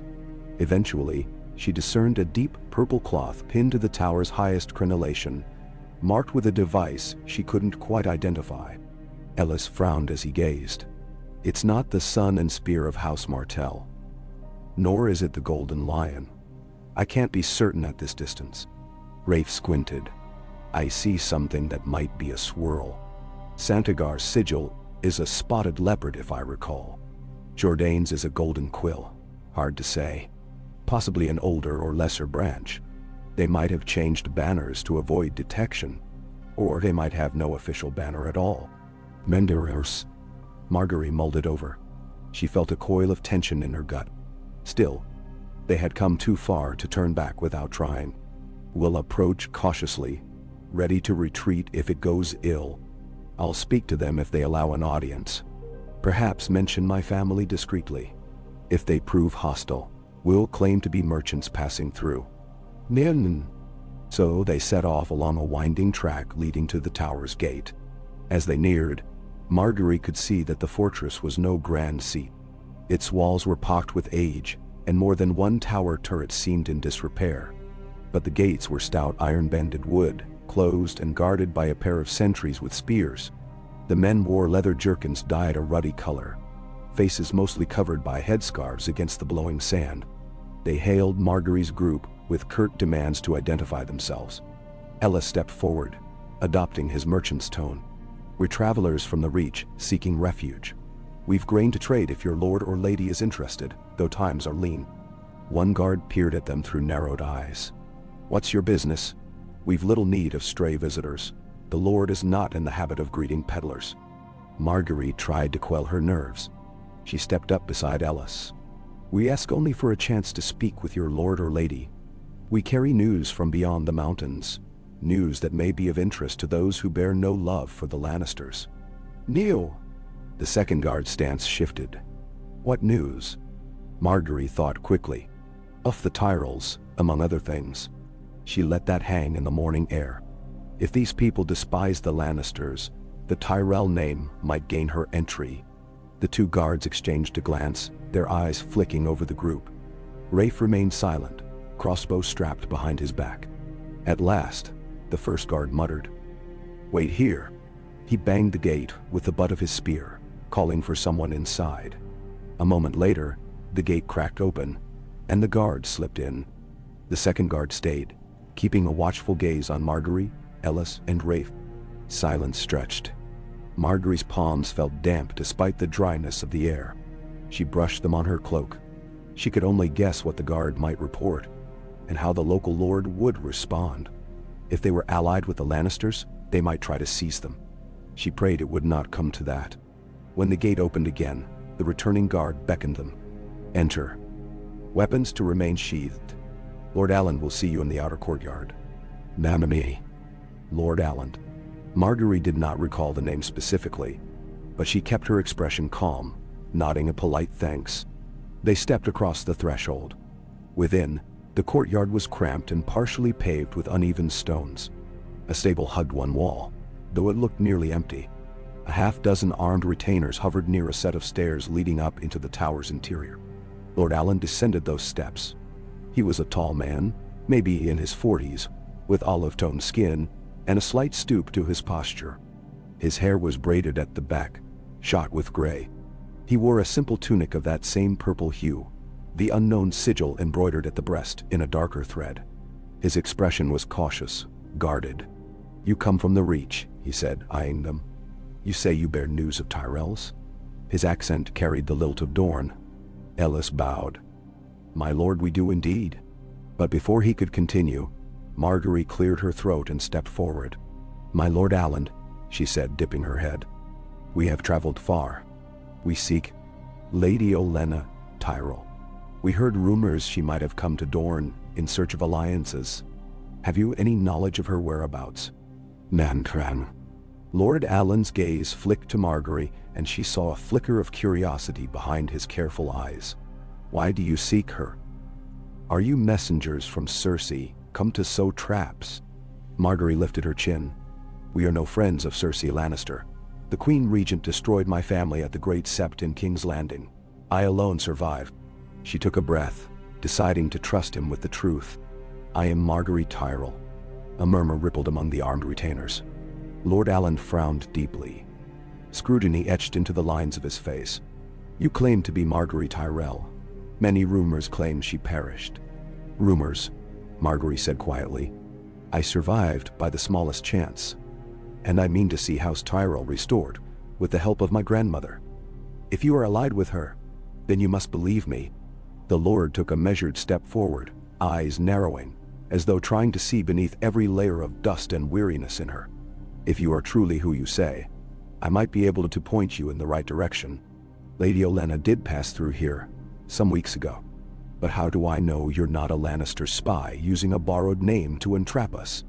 He gestured to a retainer, who stepped up with a sword half drawn, the threat implicit. Margaery's pulse sped. Think, my lord. Why would a Lannister spy name themselves Margaery Tyrell and speak so openly of Olenna's movements? If I meant you harm, I could simply pretend to be a merchant or pilgrim, glean your secrets, and vanish. Allen's lips quirked in a humorless smile. True enough. But cunning can work in many ways. Let me see your face more clearly. One of his men stepped forward and pulled back Margaery's hood. She allowed it, lifting her chin so the morning light fell across her features. I saw you once in Sunspear, Allen said, tapping his chin. You were younger, traveling with your father on a courtesy visit to Prince Doran. This was years ago, but the resemblance is striking. Yes, yes, your eyes, like the tails. He snapped his fingers, gesturing for the sword to be lowered. She might well be who she says she is. If she's not, it's the best impersonation I've ever witnessed. Madam? Margaery allowed herself a small, relieved breath. Allen turned to his retainers. Stand down. They obeyed, though a few looked unconvinced. Then he addressed Margaery directly. Lady Olenna came here, yes, seeking refuge after leaving King's Landing. She told me of the Lannister treachery, of the wildfire. I offered her a night's hospitality, what little I could. Then she traveled south to Sunspear, intending to speak with whoever held power in Dorne after Ilaria Sands' abrupt ascension. Margaery felt gratitude kindle. Then you know that House Tyrell has no love for the Iron Throne. You must also know that if the Lannisters triumph, any Dornish seat that aided us stands in peril. Allen shrugged slightly. We in Greycloak Tower are a minor house, overshadowed by greater powers. We have lived in the shadow of war for centuries, but I prefer to keep peace with neighbors who share our desire to see the Lannisters pay for their cruelty. If Lady Olenna finds success in Sunspear, so much the better. He stepped aside, motioning for them to follow. You've traveled far. Rest yourselves. I'll have water and bread brought forth. Then we can speak more of what you plan to do next. Nemnushikar. The retainer with the half-drawn sword moved back, letting Margaery and her companions pass. Relief mixed with caution in Margaery's chest. She nodded to Rafe, who returned a guarded look. Ellis exhaled softly, tension leaking from his frame. Greycloak Tower might be a small seat, but at least they were not immediately threatened with imprisonment or betrayal. Lord Allen led them across the courtyard into a modest hall. Narrow windows let in bright Dornish light, illuminating threadbare tapestries and a few battered chairs. Some servants scurried about, casting curious glances at the newcomers. Margaery recognized the expressions, wary but not hostile.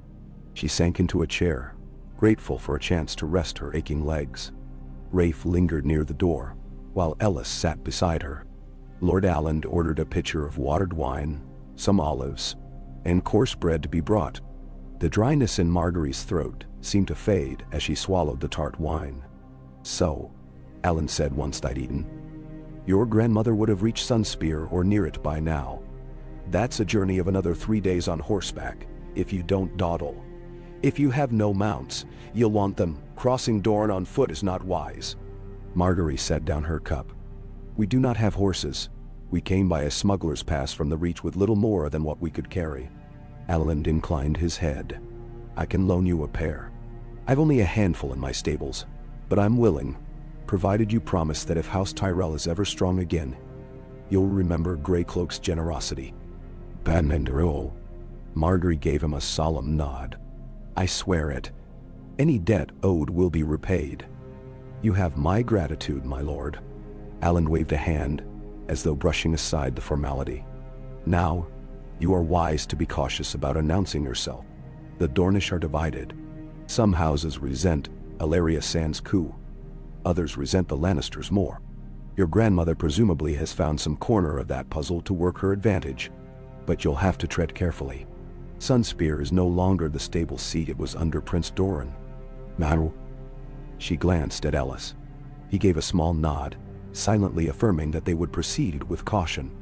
Rafe, leaning against the wall, folded his arms. "And after they reach Sunspear, my lord? Do you think House Tyrell can gain the support it needs?" Alan laughed dryly. "The Dornish are proud. You know that. I suspect they'll aid Olenna because they loathe the Lannisters more than they love anyone else. But that's your business. I only hope it doesn't provoke a direct Lannister reprisal upon my tower." His expression turned somber. "Still, I lost a cousin when the Lannisters sacked parts of Dorne years ago. I'll not weep if we see them humbled." Margaery felt a flicker of empathy. This land was scarred by a history of conflict, like so many others. She squared her shoulders. "I will do what I must. Thank you for your honesty and your help." Alan looked at her with a hint of admiration. "You're your grandmother's grandchild, no doubt of that. Very well. Rest the night in my hall, gather your strength. Tomorrow, you'll have 2 horses and a guide who can see you as far as the outskirts of Sunspear. After that, you're on your own." "Dan." She offered him a faint but genuine smile. "One day, when the Golden Rose rises again, I hope to repay your kindness with more than words." He returned a thoughtful nod, gesturing to one of his servants. "Arrange chambers for our guests," he instructed, then turned back to Margaery. "You'll excuse me if I don't make a grand feast. Our stores are modest, and these are perilous times." She stood, giving a small curtsy. "We understand, my lord. We're grateful for any hospitality at all." "Nah." And so it was that, after weeks of perilous flight, Margaery Tyrell found a brief haven in a humble Dornish tower under a minor lord's roof. That evening, she and Ellis and Rafe were shown to small but clean chambers, each with a thin mattress and a clay basin of water. Though it was a far cry from the splendor of Highgarden, it felt almost luxurious after the rocky campsites and the watchtower's cramped rooms. Margaery washed the dust from her face, staring at her reflection in the rippling water. She looked weary, older than her years, yet her eyes still held a trace of determination. Tomorrow, she would ride for Sunspear, the seat of Dorne, where she hoped to find her grandmother. Together, they would gather allies, perhaps forging an unthinkable alliance with the North, or with Daenerys Targaryen, who knew how the game might shift next. She thought of the rose carved on her lost ring, the memory of that golden petal. She imagined it etched now upon her heart. No matter how many storms battered her, it would not fade. The Tyrell motto whispered through her mind, a silent prayer to any gods who might listen. "Growing strong, and strong we shall grow," she promised herself, "even if we must plant our roots in the red sands of Dorne." Okay. Margaery rose with the dawn the next morning, slipping out of the small chamber in Greycloak Tower where she had slept. Though the night's rest had been brief, she felt more refreshed than she had in weeks. A soft orange light filtered through the narrow windows, illuminating the sparse tapestries and stone corridors. She made her way toward a modest courtyard, where she had been told the horses would be prepared. Her footsteps echoed in the hush, accompanied by the distant clink of armor and the low murmur of servants beginning their day. Ellis and Rafe were waiting for her by the time she descended the last winding stair. Ellis stood near a pair of lean, dusty brown horses, stroking their manes in a gesture of tentative familiarity. His eyes brightened a touch when he spotted Margaery. Rafe, however, leaned against a pillar with his arms folded, his expression guarded as always. He caught her gaze and gave a curt nod. Lord Alan arrived shortly thereafter, stepping through an arched doorway with the measured gait of a man resigned to risk. In the daylight, Margaery could see the lines of strain on his face more clearly, creases at the corners of his eyes, the set of his jaw. He motioned a servant forward, who carried a small leather pouch and handed it to Margaery. "It isn't much," Alan said. "A handful of silver stags, enough to secure lodging on your way, or bribe a few watchmen. Take it, and the horses, with my blessing. The guide I promised you is seeing to his own mount. He'll join you at the gates. Ben Swan." Margaery bowed her head in gratitude, her fingers tightening around the pouch. "You have my word, Lord Alan, that House Tyrell will remember this favor. And should we prevail over the Lannisters, we will assure Greycloak Tower does not suffer for its kindness." Alan's lips twitched in a faint smile that did not quite reach his eyes. "High words, my lady, but I trust them more than anything Cersei's lot might offer. Fare you well, and be on your guard. Dorne is not the same land you once visited as a girl." She thanked him again. Then, with help from Ellis, she mounted one of the horses. The saddle was old, but serviceable, the stirrups well worn. Rafe clambered onto the second horse, holding the reins with a confident ease that suggested a history of travel. Margaery noted the crossbow strapped across his back. It still gave her pause to see him armed, but she reminded herself that Rafe had thus far been true to his word. She needed every ally she could find, however unlikely. They rode out through the tower's gate as the sun crested the eastern sky, a glaring disk of white gold that promised a sweltering day. The guide, a lean Dornishman named Aron, waited astride a dappled mare. He wore a short spear slung across his back and carried a waterskin at his side. He regarded Margaery with cautious courtesy, having presumably heard whispers of who she was. Without fanfare, he turned his horse toward the winding path that led away from Greycloak Tower and set off at a brisk walk. Margaery, Ellis, and Rafe followed, the horses' hooves stirring puffs of dust from the earth. The land beyond the tower's immediate ridge was stark and beautiful in its own savage way. Rolling hills of ochre and russet stretched as far as the eye could see, dotted with spiny shrubs and wind-sculpted rocks. Occasionally, a cluster of wiry trees clung to life near thin trickles of water. The sun glinted off distant ridges, like shards of molten brass. Margaery had traveled in Dorne before, but never so far from the major roads. She recalled the formal gardens of Sunspear, the airy colonnades, and the watery fragrance of the sea. This wilderness, by contrast, was raw and brimming with silent resolve, as though the land itself had endured centuries of strife and was prepared to endure centuries more. They rode in single file for most of the morning. The air tasted of dust and heat, and the dryness made Margaery's lips chap. She drank sparingly from her waterskin, mindful of how easily thirst could become peril in Dorne's climate. After some hours, Aron guided them into a narrow gorge for respite from the sun. A thin stream trickled along the gorge floor, enough to let the horses drink and the riders dismount to stretch. They shared a brief, simple meal of flatbread and olives that Alan's servants had provided. Rafe devoured his portion with quick efficiency, while Ellis offered Margaery half of his bread without complaint. Once their mounts were watered, they pressed on. The heat rose to an oppressive blaze in early afternoon. Margaery felt sweat trickle along her spine beneath the plain tunic she wore under her cloak.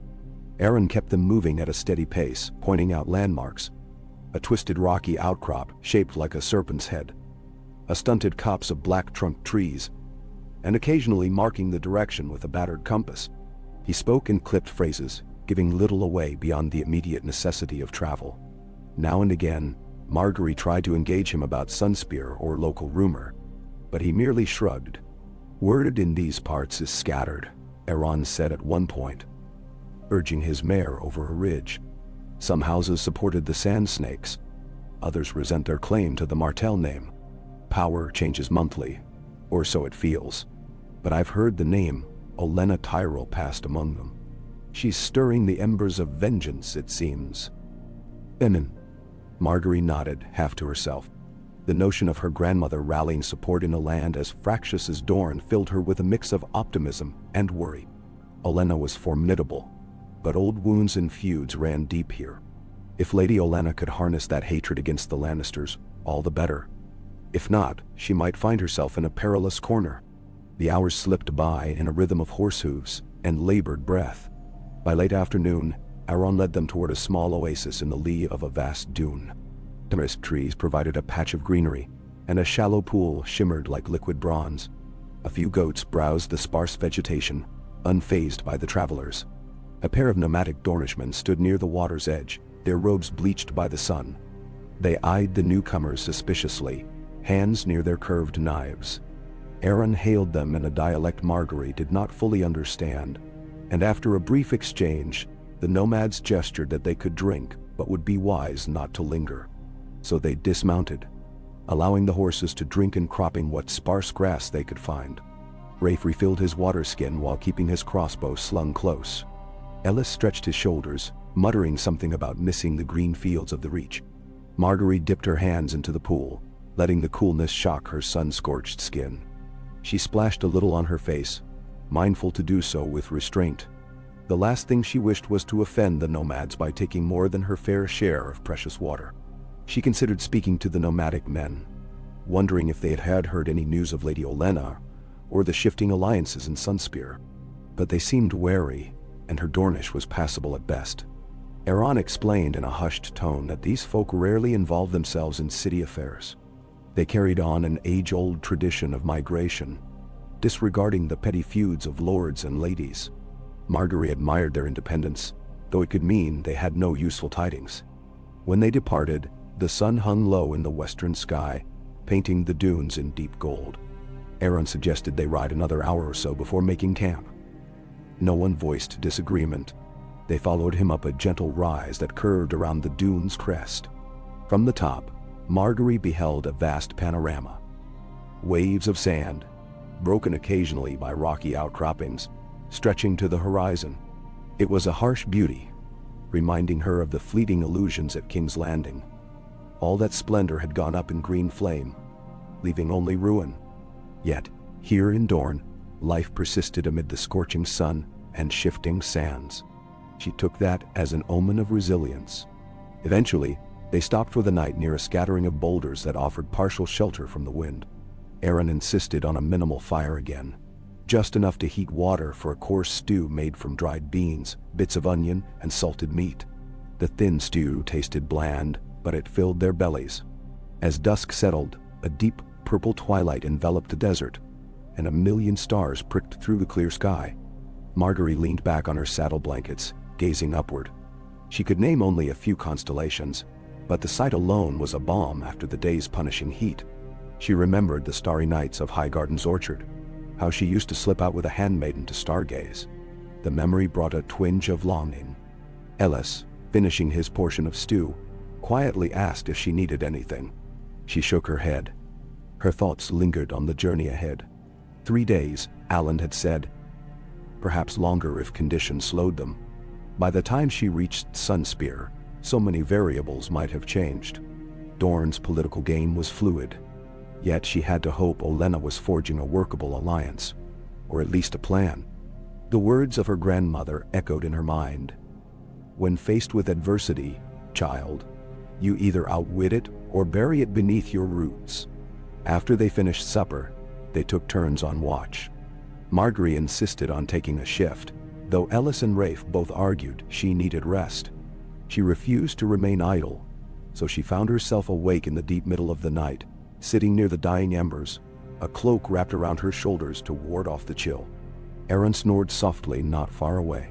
Ellis had dozed off in a half-sitting posture, arms folded. Rafe was curled on his side, back turned. The desert sky loomed overhead, vast and cold. A sliver of moon cast faint silver light on the sand. Margaery's thoughts drifted to the north. Her father had always told her the Starks were people of honor, but honor alone did not guarantee that the North would come to the Reach's aid. Word was that Jon Snow had been declared king in the North. If the Lannisters pressed their advantage, and if the rumors of the dead walking in the far north were true, how might all these events converge? She realized she knew little of that world. Once upon a time, Sansa Stark had been a figure at court. A timid girl, overshadowed by tragedy. So much had changed since then. Margaery wondered if forging a grand alliance with the North would be possible. She imagined that if anyone could weave such a web, It would be Olenna. She closed her eyes for a moment, letting the hush of the desert cradle her. The soft hiss of wind across the dunes lulled her weary mind. The memory of King's Landing crept in, unbidden. She saw again the flicker of wildfire, felt the searing heat, the abrupt sense of collapse. The High Sparrow's face, too stunned to react, vanished in a heartbeat. Loras. She forced her eyes open, banishing the worst images. She had wept for him in the silent hours, though rarely aloud. The sorrow weighed on her still, a private grief that spurred her forward. She would see the Lannisters undone for what they had done to her family, and for all the cruelty they still inflicted upon the Reach. Nothing disturbed the camp that night, and before long, it was Ellis's turn to watch. Margaery sank into an uneasy sleep, the ground hard beneath her, her mind thick with half-dreams of rose gardens interlaced with red sand. Morning arrived in a blaze of heat, as if the sun had leapt straight into the sky without the courtesy of dawn. They broke camp quickly, ate a small breakfast of leftover stew and flatbread, and set out once more. Aeron led them on a faint track that skirted around a series of dunes. Occasionally they passed a lone traveler or a small caravan of donkeys bearing packs of dates or spices. Some greeted them with nods, others ignored them entirely. Rafe eyed each encounter with suspicion, crossbow never far from reach. In the afternoon, a dust storm rose on the horizon, an ominous brown haze creeping closer. Aeron's brow furrowed as he surveyed the approaching cloud. He urged the group to veer toward a cluster of rocky hills, hoping to find shelter in a crevice or cave. They rode at a canter, the wind whipping grains of sand against their cheeks. Margaery clutched her cloak around her face, squinting through the swirling dust. The horses whinnied, clearly agitated. Grit hissed against every surface. They found a shallow ravine, a natural corridor carved by ancient floods, and took refuge beneath an overhang of rock. The horses stamped nervously as the storm raged just beyond the entrance. Sand rattled, swirling and piling in drifts. Margaery, Ellis, and Rafe hunched against the rock, covering their noses and mouths. Aeron coaxed the horses further under the overhang, swearing under his breath about the unpredictability of desert weather. They were forced to remain there for over an hour, listening to the howling wind, watching the thick swirl of dust blot out the sun. Margaery's eyes stung whenever she opened them, so she pressed her face to the crook of her arm, inhaling stale air. Nearby, Rafe cursed softly at intervals. Ellis sat in stoic silence, while Aeron seemed to doze, arms folded across his knees. At last, the wind began to subside. The worst of the storm had passed, leaving the surrounding terrain coated in fresh layers of silt. When they emerged, the sun was low, and the world looked painted in a uniform hue of dull ochre. The horses were skittish and caked in dust, their manes tangled. Aeron assessed the surroundings, pronouncing that they'd lost time but should still be able to press on for another hour before nightfall. They remounted and continued, more slowly now, as the path was partially obscured. At last, they found a place to make camp, an abandoned goat-herder's hut built against a rocky slope, its roof half collapsed but still offering enough cover to corral the horses. They took turns clearing out debris while Margaery gathered scraps of dried brush for a small fire. Inside the hut, darkness fell early. They lit a single lantern and huddled close. A battered table leaned precariously in one corner, and a makeshift pallet of straw occupied another. The walls were too low for standing upright in places, forcing them to stoop. Yet it felt oddly cozy compared to the open desert. Aeron rummaged in a saddlebag and produced a small chunk of cured goat cheese, which he shared with the group. It was pungent and salty, but a welcome addition to their meager fare. As they ate, Margaery mustered the courage to question him further about Sunspear. "What do you expect we'll find once we arrive?" she asked. Grey Cloak's lord suggested the city is in turmoil. Aeron leaned against the splintered wall, crossing his ankles. "You'll find competing factions. Elaria Sand took power after Prince Doran's demise, but her hold was never secure. Some lords resent her for the manner in which she seized it, others because she is not a trueborn Martell. The Targaryen woman, Daenerys, once had friendly ties with some Dornish exiles, or so rumor says, but with all that's happened, I can't say who's in charge now. My guess is that Sunspear's walls are patrolled by whichever house Ilaria put in place, and Lady Olenna must have carved out some arrangement. If she failed, you'd likely be hearing rumors of her capture or death. Never mind so. Margaery frowned, mulling over his words. Then the city is balanced on a knife's edge. She thought of her grandmother, who was never one to mince words or tread too delicately. If Olenna had chosen to throw her lot in with Ilaria, or if she negotiated with a different faction, conflict was inevitable. We have no choice but to see for ourselves. Rafe looked up from polishing his crossbow stock. And what's your plan if you find Lady Olenna's been spurned, or that Dorne is ready to break into civil war? Ellis shot him a reproachful glance, but Margaery answered calmly. I'll adapt. House Tyrell needs allies. If Dorne can't or won't help us, perhaps we look elsewhere. But I trust my grandmother to sense an opportunity. She didn't survive the Vipers of King's Landing by chance. Aaron shrugged. Well, you'll be there soon enough. Tomorrow night, if we push hard, we might catch sight of the River Brimstone, which flows near Sunspear. Then, it's another half-day along the river to the city walls. Memnikapantano. Margaery nodded her thanks, letting the conversation fade. Weariness tugged at her. She retired to a corner of the hut, where she spread her cloak on the straw. She lay awake for a few moments, listening to the breathing of her companions and the faint rustle of wind outside. Then she slipped into uneasy slumber, her dreams once again haunted by visions of wildfire and the ghosts left behind in the Septi Hind. They rose early, eager to make up for lost time. The morning sky was crystalline blue, the air surprisingly cool. They broke fast on dried fruit and shared water, then set out. The terrain slowly shifted as they progressed. The dunes lessened, replaced by stony plains dotted with scrub and cacti. By midday, they spotted a distant shimmer that Aaron identified as part of the Brimstone River's winding course. They reached its banks by late afternoon. The river was no roaring torrent, but a broad, slow-moving expanse of murky water, lined on both sides by reeds and low-hanging trees. The air felt heavier here, a faint tang of salt hinting at the sea not far downstream. Aaron led them along a narrow track beside the river, explaining that it would be safer to approach Sunspear from the west, rather than attempt crossing the delta marshes.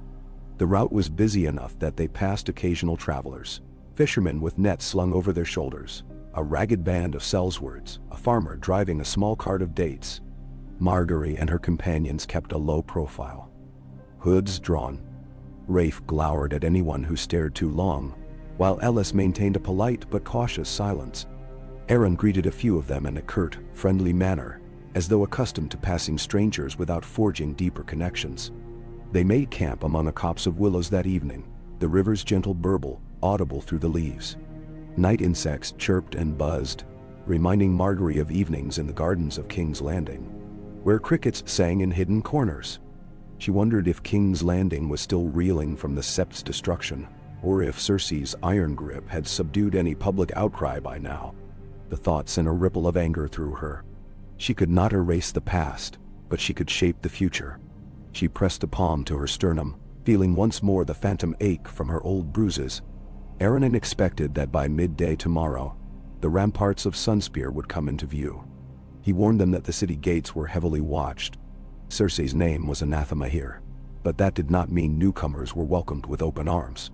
The best approach might be to discreetly inquire about Lady Olenna in the outlying areas of the city first, to avoid attracting attention from any pro-Lannister spies. They would also need to find a safe place to lodge while they searched for the Queen of Thorns. Margaery listened, absorbing every detail. It had been years since she visited Sunspear as a child, trailing behind her father, Mace Tyrell, and offering sweet smiles at court dinners. The memory was faint, overshadowed by the more pressing concerns of the present.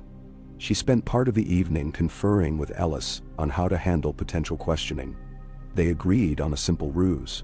They would present themselves as merchants from the Reach, traveling with a few wares left to trade, seeking safer markets.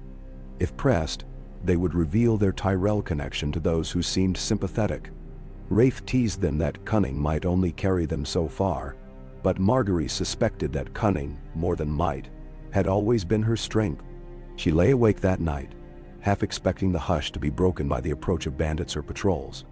But the darkness was mild, punctured only by the soft hum of night creatures. At times she thought she heard the sound of laughter drifting through the willows. Memories or illusions, she could not tell. Eventually, she slept. Dawn found them breaking camp with quiet efficiency. Aaron led them back to the riverside path where they pressed onward. The land became flatter, and the air carried a hint of brine, a telltale sign that the sea was near. Palm trees and orange groves began to appear, signs of more prosperous farmland. They passed a few small villas, each enclosed by adobe walls, a donkey or two in the yard. Once or twice, they spotted clusters of children playing in dusty lanes, their laughter bright.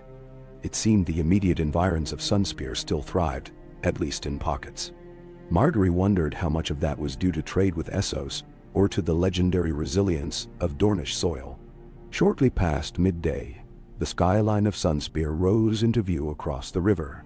Pale sandstone towers, crenellated walls, and the tall, slender spear tower that gave the city its name, gleaming in the sunshine.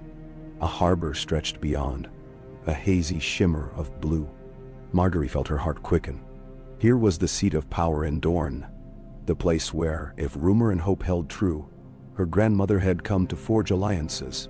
She could almost sense Olenna's biting wit echoing through the city streets. Aaron reined in his horse, gesturing at a branching track that veered off to the left.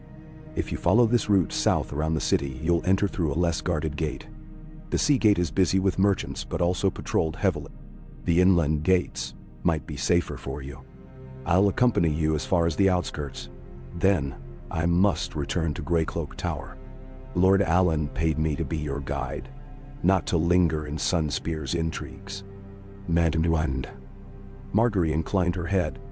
We understand. You've done more than enough already. She glanced at Ellis and Rafe, who nodded in agreement. They kept on for another hour, the walls of Sunspear looming larger. The road became more crowded with carts and walkers, many heading to or from the city. Palm trees lined a stretch of the path, offering occasional shade. By the time they drew close to the inland gate, the afternoon heat had grown thick and shimmering. Workers passed by in woven hats or light headscarves, carrying baskets of produce. The tang of spiced food drifted on the wind, making Margaery's stomach clench with hunger. They dismounted near a small grove outside the walls. Aaron dismounted as well, tethering his mare to a low branch. He turned to Margaery. This is where we part ways. If you find your grandmother, give her my regards and Lord Allen's. We bear her no ill will. Our hearts are with you in opposing the Lannisters. He extended his hand, and Margaery clasped it gratefully. Thank you, she said, voice quiet but sincere. I'll not forget your service. She noted the lines on Aaron's face, the stoic acceptance that came with living in a land of shifting alliances. Then he remounted, nodded once more, and rode away along the path that had brought them there. Margaery turned to Ellis and Rafe. We'll need to decide what to do with the horses. We can't parade them through the city without drawing attention. Ellis surveyed their mounts. We could stable them at an inn outside the gate, then proceed on foot. He looked at Rafe, seeking input. Rafe shrugged. Works for me. Less to worry about if we have to slip away quickly. His gaze flicked around, scanning for potential threats. Let's find a suitable place. They ventured a short distance from the main approach, circling around until they found a small stable yard run by a wrinkled old man whose beard was dyed a deep saffron color, a Dornish fashion. For a few silver stags he agreed to stable the horses for several days, no questions asked. Margaery knew they were paying a premium, but it was worth the discretion. With that settled, they entered the city on foot, blending into the trickle of commoners and tradesmen passing through the inland gate. The gate guards were young men dressed in leather harnesses dyed gold and red, presumably the personal colors of whoever currently commanded Sunspear. They barely glanced at Margaery's group, more concerned with scanning carts for contraband. Once inside, Margaery was struck by the familiar layout, narrow winding streets that twisted unpredictably, overshadowed by tall, pale structures. designed to block the worst of the sun. Balconies of carved stone jutted overhead, draped with vivid cloth. The air smelled of salt, cumin, and the faint tang of incense. People bustled in the streets, women carrying jugs of water, men hauling crates of fresh melons, a cluster of children darting around with shrill laughter. Occasionally a pair of guards strolled by wearing the same gold and red attire. Rafe's stance grew tense each time he spotted them. Margaery kept her hood partially raised, mindful of how easily her features might be recognized by anyone who had visited King's Landing or spied her portrait. She did not believe word of her survival had widely spread, but caution was essential. They needed a base of operations, an inn or lodging house where they could discreetly inquire about Olenna. Ellis, who had some experience traveling with shipments of orchard produce, recalled a modest inn near the southwestern quarter of the city, one that served outland merchants and had a reputation for keeping its patrons' business quiet. They began winding their way in that direction, weaving through cramped alleys and bustling marketplaces. They passed stalls selling colorful fabrics, baskets of dates, and small clay charms said to ward off scorpions. Street hawkers cried their wares, voices echoing against the close walls. In one small plaza, Margaery glimpsed a trio of men arguing loudly in front of a booth selling pomegranates. The words they shouted were in rapid Dornish, but she caught the gist. Something about old loyalties to House Martell, and whether the Sand Snakes had any right to the seat. Others in the plaza looked away, as if not wanting to be drawn into a public dispute. It underscored the friction beneath the city's surface. The debate about rightful rule was not settled. Eventually, they found the inn Ellis remembered, marked by a faded sign bearing a stylized palm tree. The building was 2 stories of sandstone with iron-latticed windows. Inside, the common room was dim, smelling of stew and spilled wine. Its patrons, a mix of travelers and locals. A short, broad-shouldered innkeep greeted them without warmth, but directed them to a back table when Ellis asked about lodging. They purchased 2 small rooms for a handful of copper coins, luxurious by their recent standards, though the inn was far from opulent. Margaery took one room alone, while Ellis and Rafe shared the other. She tried not to dwell on the risks of sleeping apart from her companions. But if they intended to remain in Sunspear for at least a few days, some semblance of privacy would be welcome. After stowing their few belongings, they reconvened in the common room to share a modest supper. Warm bread, thin fish stew, and cups of watered wine arrived on chipped pottery plates. "Next order of business," Rafe said, keeping his voice low as they sat at a corner table. "We need to find out where Lady Olenna is." Asking around blindly could draw attention. "Where do we start?" Ellis tapped the rim of his cup, thinking. "We should find discreet contacts. Perhaps a broker of information or a merchant who trades in secrets. In ports like this, someone always knows the comings and goings of high-born visitors." Margaery nodded. "Agreed. But we must be selective. If we trust the wrong person, the Lannister supporters, whoever they might be, will know I'm here. That could be fatal for us, or for my grandmother." "No," Rafe grimaced. "I know a man in coastal towns, used to fence stolen goods. He calls himself Sidro. If he's here, or if someone like him is operating, that might be a start. Criminals often know more about who's in the city than the city guard." Margaery raised an eyebrow. "You think we should seek out a thief?" Rafe shrugged. "Information is information. And thieves are no friends of the Lannisters, generally. But it's your call, my lady." She considered the options, swirling the wine in her cup. The notion of dealing with underworld figures made her uneasy, but she realized she lacked better leads. "Very well," she said softly. "We'll try that anew, carefully. But first, let's see if the innkeep or any of the local merchants might give us hints. We'll keep Lady Olenna's name out of it. Perhaps we simply ask if any out-of-reach visitors are staying in the city. If we hear mention of a sharp-tongued Tyrell matriarch, we'll know we're on the right track." They agreed on that approach and finished their meal. The stew was meager, but after days of desert fare, it felt like a small comfort. Margaery was about to suggest turning in for the night, when a sudden commotion erupted near the inn's doorway. The innkeep hurried forward, blocking the path of 2 men wearing gold and red jerkins, the city guards. Margaery and her companions froze, hands inching toward the weapons concealed under their cloaks. The guards spoke in brisk Dornish, their voices echoing in the low-ceilinged room. One gestured emphatically, as if demanding something.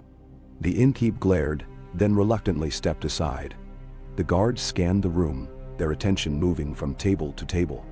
Margaery kept her face angled downward, praying the hood's shadow would obscure her features. Rafe and Ellis stiffened, but did not move. A hush settled over the common room. Other patrons seemed tense as well. One guard raised his voice, speaking in common tongue for the benefit of foreigners. "We're seeking any who have come recently from the Reach. We have questions about caravans carrying contraband. If you know anything, speak now." Margaery's pulse thudded. This might be a standard check, or it might be more sinister. She forced a composed expression, sipping her wine. A pair of traders at a nearby table shook their heads vigorously. Another man insisted he was from the Stormlands. The guard's gaze lingered on Margaery's table, doubtless noting 3 cloaked figures in the corner. He stepped forward. She felt the tension in Ellis's posture, the readiness in Rafe's hands. The guard loomed, crossing his arms. "You 3, new in town, yes?" Ellis forced a faint smile. We arrived today, traveling with small goods to sell in the markets, dried fruits, some cloth. Nothing that would interest the crown." His tone was calm but humble. The guard's dark eyes flicked over the group. "Show me your gear. Let's see these goods." Margaery's chest constricted. They possessed scarcely any goods at all. If the guard pressed, the ruse would unravel quickly. But Ellis responded smoothly. "We left the rest with a caravan that was supposed to join us tomorrow. My lady here," he gestured to Margaery, "is weary from travel, so we came ahead to find lodging. She's my cousin, not used to the desert roads." He bowed slightly. "But if you doubt me, you can see for yourself. We've only our cloaks and coin." The guard stepped closer to Margaery, peering at her hooded face. "Why not speak for yourself, my lady?" She swallowed, letting her voice emerge soft and fatigued. "Forgive me, sir. I've a touch of desert fever from the crossing. My cousin handles negotiations." The guard grimaced. "Very well. If you hear of anything suspicious, contraband weapons, or travelers claiming to represent southern houses, notify the nearest patrol. We don't abide troublemakers in Sunspear." "We'll keep our eyes open," Ellis said quietly. With a final searching glance, the guard huffed and turned away, rejoining his companion near the door. They exchanged a few curt words with the innkeep, then left.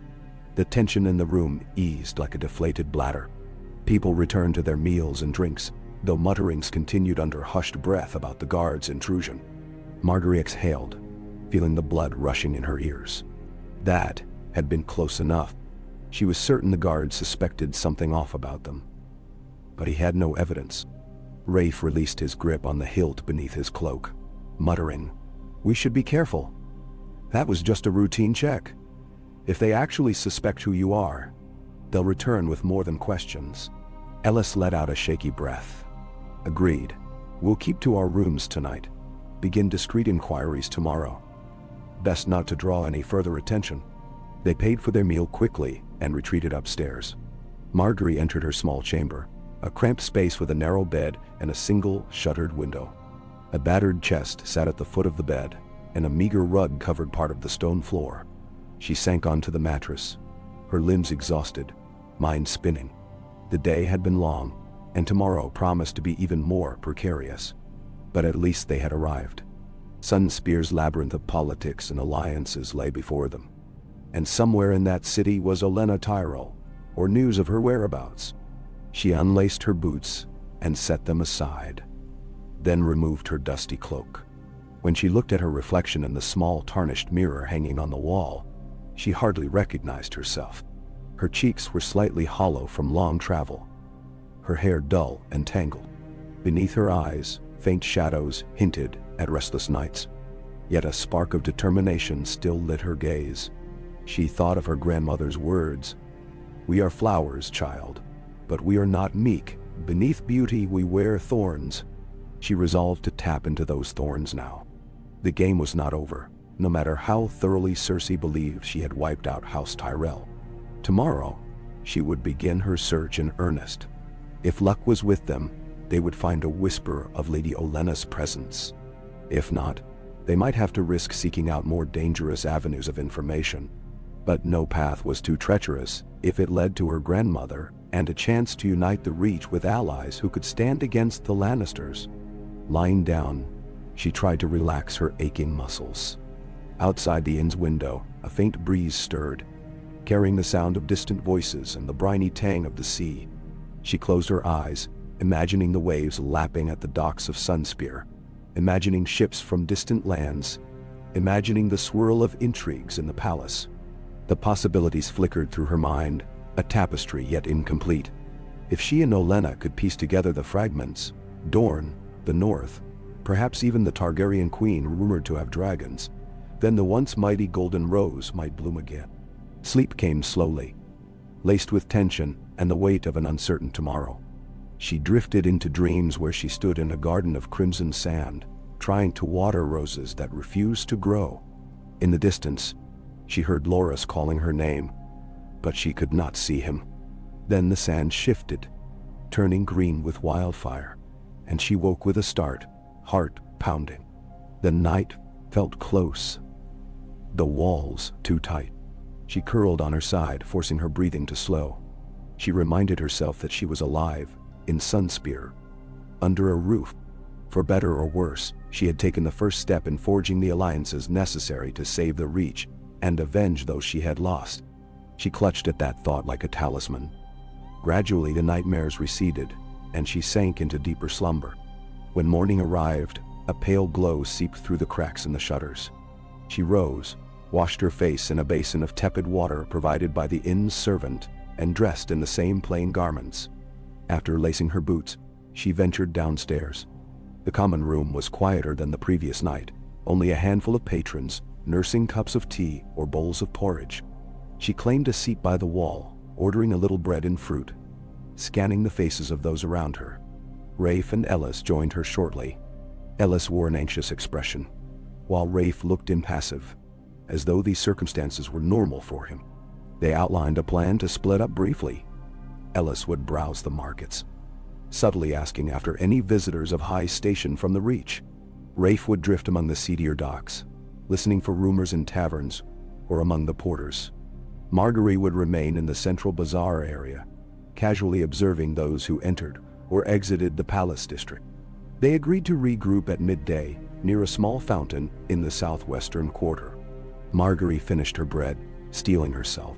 She thought again of the moment she had emerged from the Sept's rubble, dazed and coughing. Back then, her only goal was to survive. Now, she sought not just to live, but to reclaim a future for her house. She pressed her cloak's hood into place, made sure her dagger was concealed at her hip, and stepped onto the streets. Sunspear by day was bright and alive with a stream of traffic through its narrow lanes. Vendors called out in sing-song voices, hawking everything from spices to tinted glass. Beggars lingered at corners, shaking bowls at passers-by. Painted shutters flung open to let in the sea breeze, revealing glimpses of courtyards beyond. Margaery wove through the throng, head lowered, occasionally pausing at a stall to pretend interest in a bolt of cloth or a tray of honey pastries. She listened attentively for snippets of conversation. Now and then, she caught mention of palace news, but rarely more than rumor. Someone complaining about increased taxes, someone else remarking on the next festival. Some mention of a man flogged for insulting Illyria's name. Eventually, she found herself at a side street overlooking a walled compound. She recognized it from memory as part of the palace district, though not the main entrance. Guards in the same gold and red livery patrolled a gate. Beyond the walls rose graceful towers with lattice balconies, presumably where the Martells or their successors resided. She tried to peer through a grated archway, but saw only a glimpse of gardens within, palm trees swaying. She lingered a few minutes, listening to passers-by. A pair of finely dressed women strolled by, engaged in gossip, but she caught only scattered words about a dinner hosted by Illyria's kin. No mention of Olenna Tyrell. A group of men wearing dusty riding leathers approached the gate, showing something, perhaps a scroll, to the guards who let them pass. Margaery's curiosity flared, but she dared not linger too openly. She slipped back into the flow of pedestrians, heading toward the southwestern quarter as agreed. At midday, the sun was fierce overhead, and the fountain they had chosen as a meeting spot glimmered with cool promise. She found a shaded bench beneath a tall date palm and settled there, watching the crowd. Before long, Ellis appeared, panting lightly from his trek through the winding streets. He sank onto the bench, lowering his voice. I asked around the cloth merchants, telling them we'd heard a wealthy Reach lady might be in the market for silks. Some scoffed, said no one of note had come recently from that region. But one old woman, I think she recognized the name Tyrell, said she heard of a spiteful old flower lodging in a private estate near the palace. She wouldn't give more, just cackled that we'd do well to steer clear of the thorny, and I suspect that's your grandmother. Margaery's pulse quickened. It must be. Did she say how to find this estate? Mendir. Ellis shook his head. No. She only said that the spiteful flower was rarely seen in public. Perhaps that estate is being kept quiet. If the city guards started asking, she might be forced to leave or hide further. Margaery considered. What about Rafe? As if on cue, Rafe approached from an alley, weaving through the crowd. He dipped his head in a casual greeting, then leaned close enough to speak without being overheard. Port's full of rumors, but I did hear mention of a secret guest from the Reach. Some dock workers saw deliveries heading toward the palace quarter. A few crates labeled with a rose sigil, apparently. They thought it odd. The men handling the crates said it was for a private sponsor who hates Lannisters. They didn't say more. Dan. Margaery felt a spark of excitement. That has to be her. My grandmother would never travel light, and I doubt she'd abandon the rose entirely. Rafe shrugged. So how do we locate her precisely? Wandering the palace district might draw too many eyes. Ellis glanced at Margaery. We could try bribing a guard or a servant who comes and goes from that estate, or perhaps slip into the district under cover of darkness. See if we can identify the building quietly. Margaery weighed the risks. Sneaking into the palace quarter sounded dangerous, but approaching guards or servants also carried the risk of betrayal. If any of them were secretly loyal to the Lannisters or eager to sell information, it could end badly. A bribe might be simpler, she said at length, but we must choose someone who isn't too high or too low. Someone with enough access to know, but not so loyal that they'd refuse or report us. Perhaps a steward or a city functionary. Rafe nodded. Let's keep an eye on the palace gates. Watch who enters and exits. Maybe we'll spot someone who looks like an overseer or clerk. Then we can approach them privately. It was decided. They took the next hour to rest, purchase more water, and ensure they had a plausible excuse if questioned. Then, as the afternoon wore on, they headed back to the palace district's outskirts. They split up, each taking a different vantage point along the surrounding streets, so as not to appear as a single group loitering. Margaery positioned herself behind a stall selling bright ribbons, her hood pulled low. She pretended to examine a length of green silk, while sneaking occasional glimpses at the palace gate. Over the course of an hour, a steady trickle of people came and went. Courtiers in flowing Dornish robes, minor merchants delivering baskets of fruit, scribes clutching scrolls.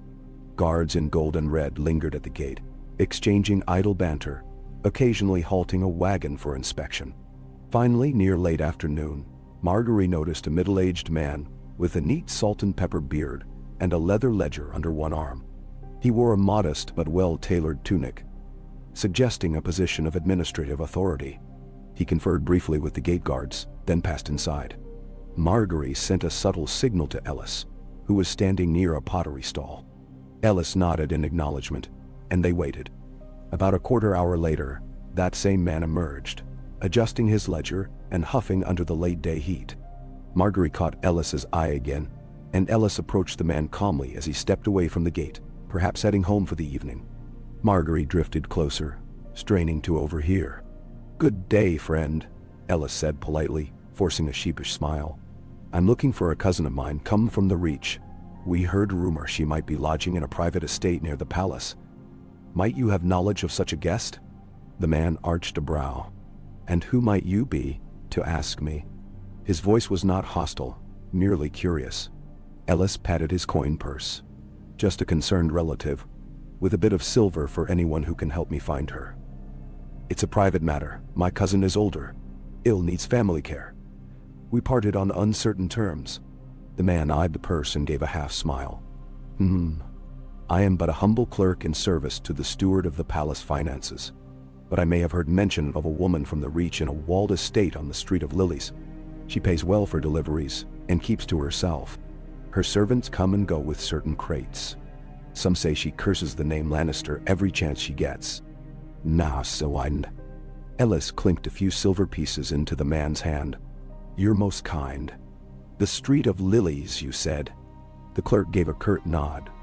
An old place with high walls, near the orchard gate at the street's end. I can't speak more. Good day to you. He pocketed the silver and hurried away, expression neutral, as though wanting no further entanglement. Ellis drifted back to Margaery. She let out a breath she hadn't realized she was holding.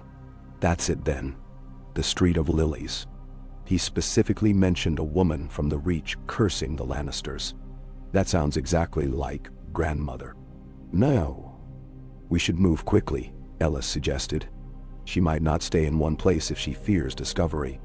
Rafe stepped from the shadows of a nearby archway, having observed from a distance. Lead on, but carefully. We don't want to stumble into a trap if the guards are watching.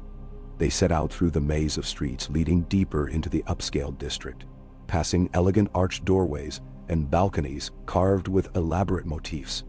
The Street of Lilies, named for an old tradition of planting water lilies in troughs outside each house, proved to be a quiet lane lined with high-walled residences. The troughs still held some lily pads, though many were wilted in the scorching sun. At the far end, an ornate gate of black iron flanked by tall palm trees caught their eye. The walls beyond rose high, their plaster painted a subdued ochre color, blending with the city's palette. Peering discreetly from behind a corner, they observed a pair of guards stationed by that gate, though not in the city's gold and red livery. Instead, these men wore green surcoats with embroidered roses. Margaery's heart soared at the sight of the familiar Tyrell emblem, albeit subdued. Even from a distance, she recognized the stance of men trained by the Reach. It was confirmation that Lady Olenna was indeed within those walls, or else her retinue was. Margaery took a steadying breath, pushing away the surge of emotion that threatened to unnerve her. Loras's face flickered in her mind. She exhaled slowly. "We found her," she murmured. "Now we just have to gain entry. If these are her guards, they should recognize me. But how do we approach without drawing notice from the street?" Namsu. Rafe scanned the area. The sun hung low, shadows stretching across the lane. Few passers-by wandered this far. "We could wait for darkness," he suggested, "and slip in quietly. But if you truly want to show your face, maybe we just walk up. They'll let you in if they're loyal to Olenna." Ellis frowned. "That might draw attention from neighbors, but if we do it at dusk, there may be fewer eyes." Margaery weighed both choices. The risk of a direct approach was real, yet she feared the complexities of sneaking in might cause confusion or spark an alarm. If these were indeed Tyrell guards, they would surely recognize her. She adjusted the hood of her cloak. "I'll speak to them at dusk plainly. If they're ours, we'll be safe. If it's a trap, well, we'll find out soon enough." With that plan, they settled in to wait. They found a nearby courtyard partly hidden by overgrown vines, a place to watch the lane discreetly until twilight. The hours crawled by. Rafe dozed against a low wall. Ellis paced with nervous energy, and Margaery's mind spun with possibilities. She half expected the gates to open at any moment, revealing Olenna riding off or stepping out. But no such event occurred. The occasional servant in plain clothing passed in and out, carrying covered baskets or jugs, always accompanied by one of the green-clad guards. None ventured far onto the street. At last, dusk approached, turning the city's walls a dusky rose hue. The sky glowed orange before fading to purple. Fewer people roamed the lanes now, and the hush thickened. Margaery stood, gathering her courage. "It's time." Rafe stretched, loosening his limbs. "I'll hang back out of sight in case something goes wrong. Ellis, you can flank her if you want." Ellis agreed, slipping behind Margaery as they made their way to the gate. The two green-clad guards tensed, hands drifting to their weapons, as Margaery came into full view. She took a breath and lifted her hood just enough to reveal her face. "I am Margaery of House Tyrell," she said softly. "I seek Lady Olenna. May I enter?" For a moment, the guards did not move. Then one of them, an older man with lines etched around his eyes, let out a gasp. His posture changed to one of deep respect, and he fell to one knee. "My lady, by the seven, I thought you lost." The younger guard too bowed his head, though he looked stunned. Margaery's voice grew thick with emotion despite herself. "I survived," she whispered. "I need to see my grandmother. Is she here?" The older guard rose, clearing his throat. "Yes, Lady Olenna is within, though she keeps her presence hidden. Please come in before someone notices." He unlatched the gate, gesturing them inside. Margaery glanced back to signal to Rafe that it was safe. He stepped from the shadows, following Ellis and Margaery through the gate. The guards shut it quickly behind them, bolting it. Beyond, a courtyard opened, lined with carved pillars and potted lemon trees. Fountains trickled softly, and lanterns began to glow. Margaery caught the subtle perfume of night-blooming flowers, reminiscent of Highgarden, and her heart clenched with longing. A handful of servants and guards appeared, all wearing the subdued rose emblem. Gasps and exclamations passed among them as they recognized Margaery. She saw the way their eyes lit with disbelief and relief. Clearly, the rumor that she had died in the Sept was widespread, even among Olenna's retinue. The older guard led her across the courtyard, through an arched doorway, and into a cool interior hall lit by oil lamps. The walls were draped with silken hangings in muted shades of green and gold. Before them, at the end of the hall, a slight, upright figure stood facing a table spread with parchment and maps. Gray hair coiled in an elaborate bun, posture straight despite her advanced age. Margaery's breath caught. Olenna Tyrell. At the soft footfalls, Olenna turned.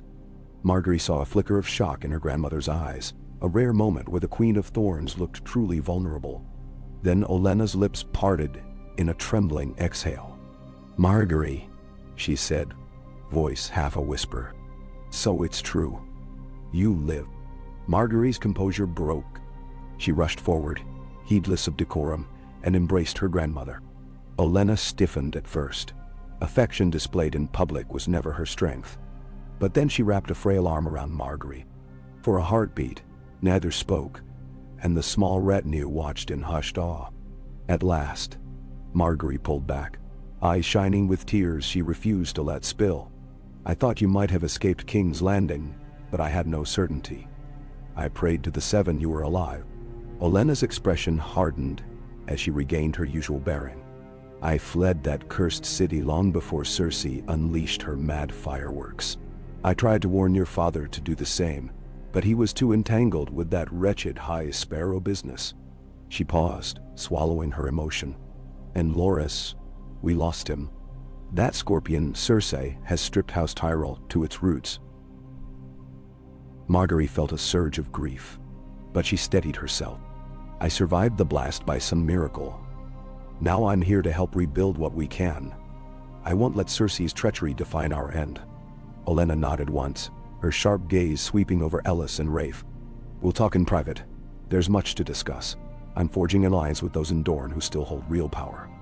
We will have vengeance, child, but we must be cunning." She beckoned Margaery to follow her deeper into the hall. Margaery glanced back at Ellis and Rafe, who hovered uncertainly near the threshold. She offered them a grateful smile. "These two aided my journey," she told Olenna. "We can trust them. They've risked much to bring me here." Olenna narrowed her eyes at Rafe, noting the crossbow. Then she gave a curt nod. "Fine. We'll see where their loyalties truly lie soon enough." She turned on her heel and led them past the table of maps, down a corridor lined with shaded lanterns. Servants bowed out of the way, their expressions a mix of awe and relief. Margaery felt a wave of warmth. Despite the despair of King's Landing, despite the heartbreak and the uncertain future, she had found her grandmother, and with her, a spark of hope. Olenna pushed aside a beaded curtain, revealing a smaller chamber with cushioned seats. and a low table set for tea. An attendant hovered, placing a pot of fragrant brew, dew. Margaery recognized the aroma of mint and lemon. Soothing, reminiscent of southern gardens. Olenna motioned for them to sit, settling herself with regal poise. The older woman removed a pair of small reading glasses from a pocket and examined Margaery closely, as if to confirm she was no illusion. "Sit, child," Olenna said softly. "You must tell me everything. How you survived, what you've seen in the Reach, and what you intend to do next. We have a war to plan. A war that might unite the North and the Reach, and perhaps more." Her voice carried the same steel Margaery had grown up with, the same unwavering determination. The Queen of Thorns was alive, and now reunited with her granddaughter. Margaery lowered herself onto a cushion, her heart full. In this hidden Dornish estate, under the warm glow of lanterns, she felt the ghosts of the Sept's destruction recede, replaced by the fierce reality of what could still be saved. She reached for the teacup, her hands trembling slightly, and she began to speak, ready to shape a future where the golden rose might truly bloom once more.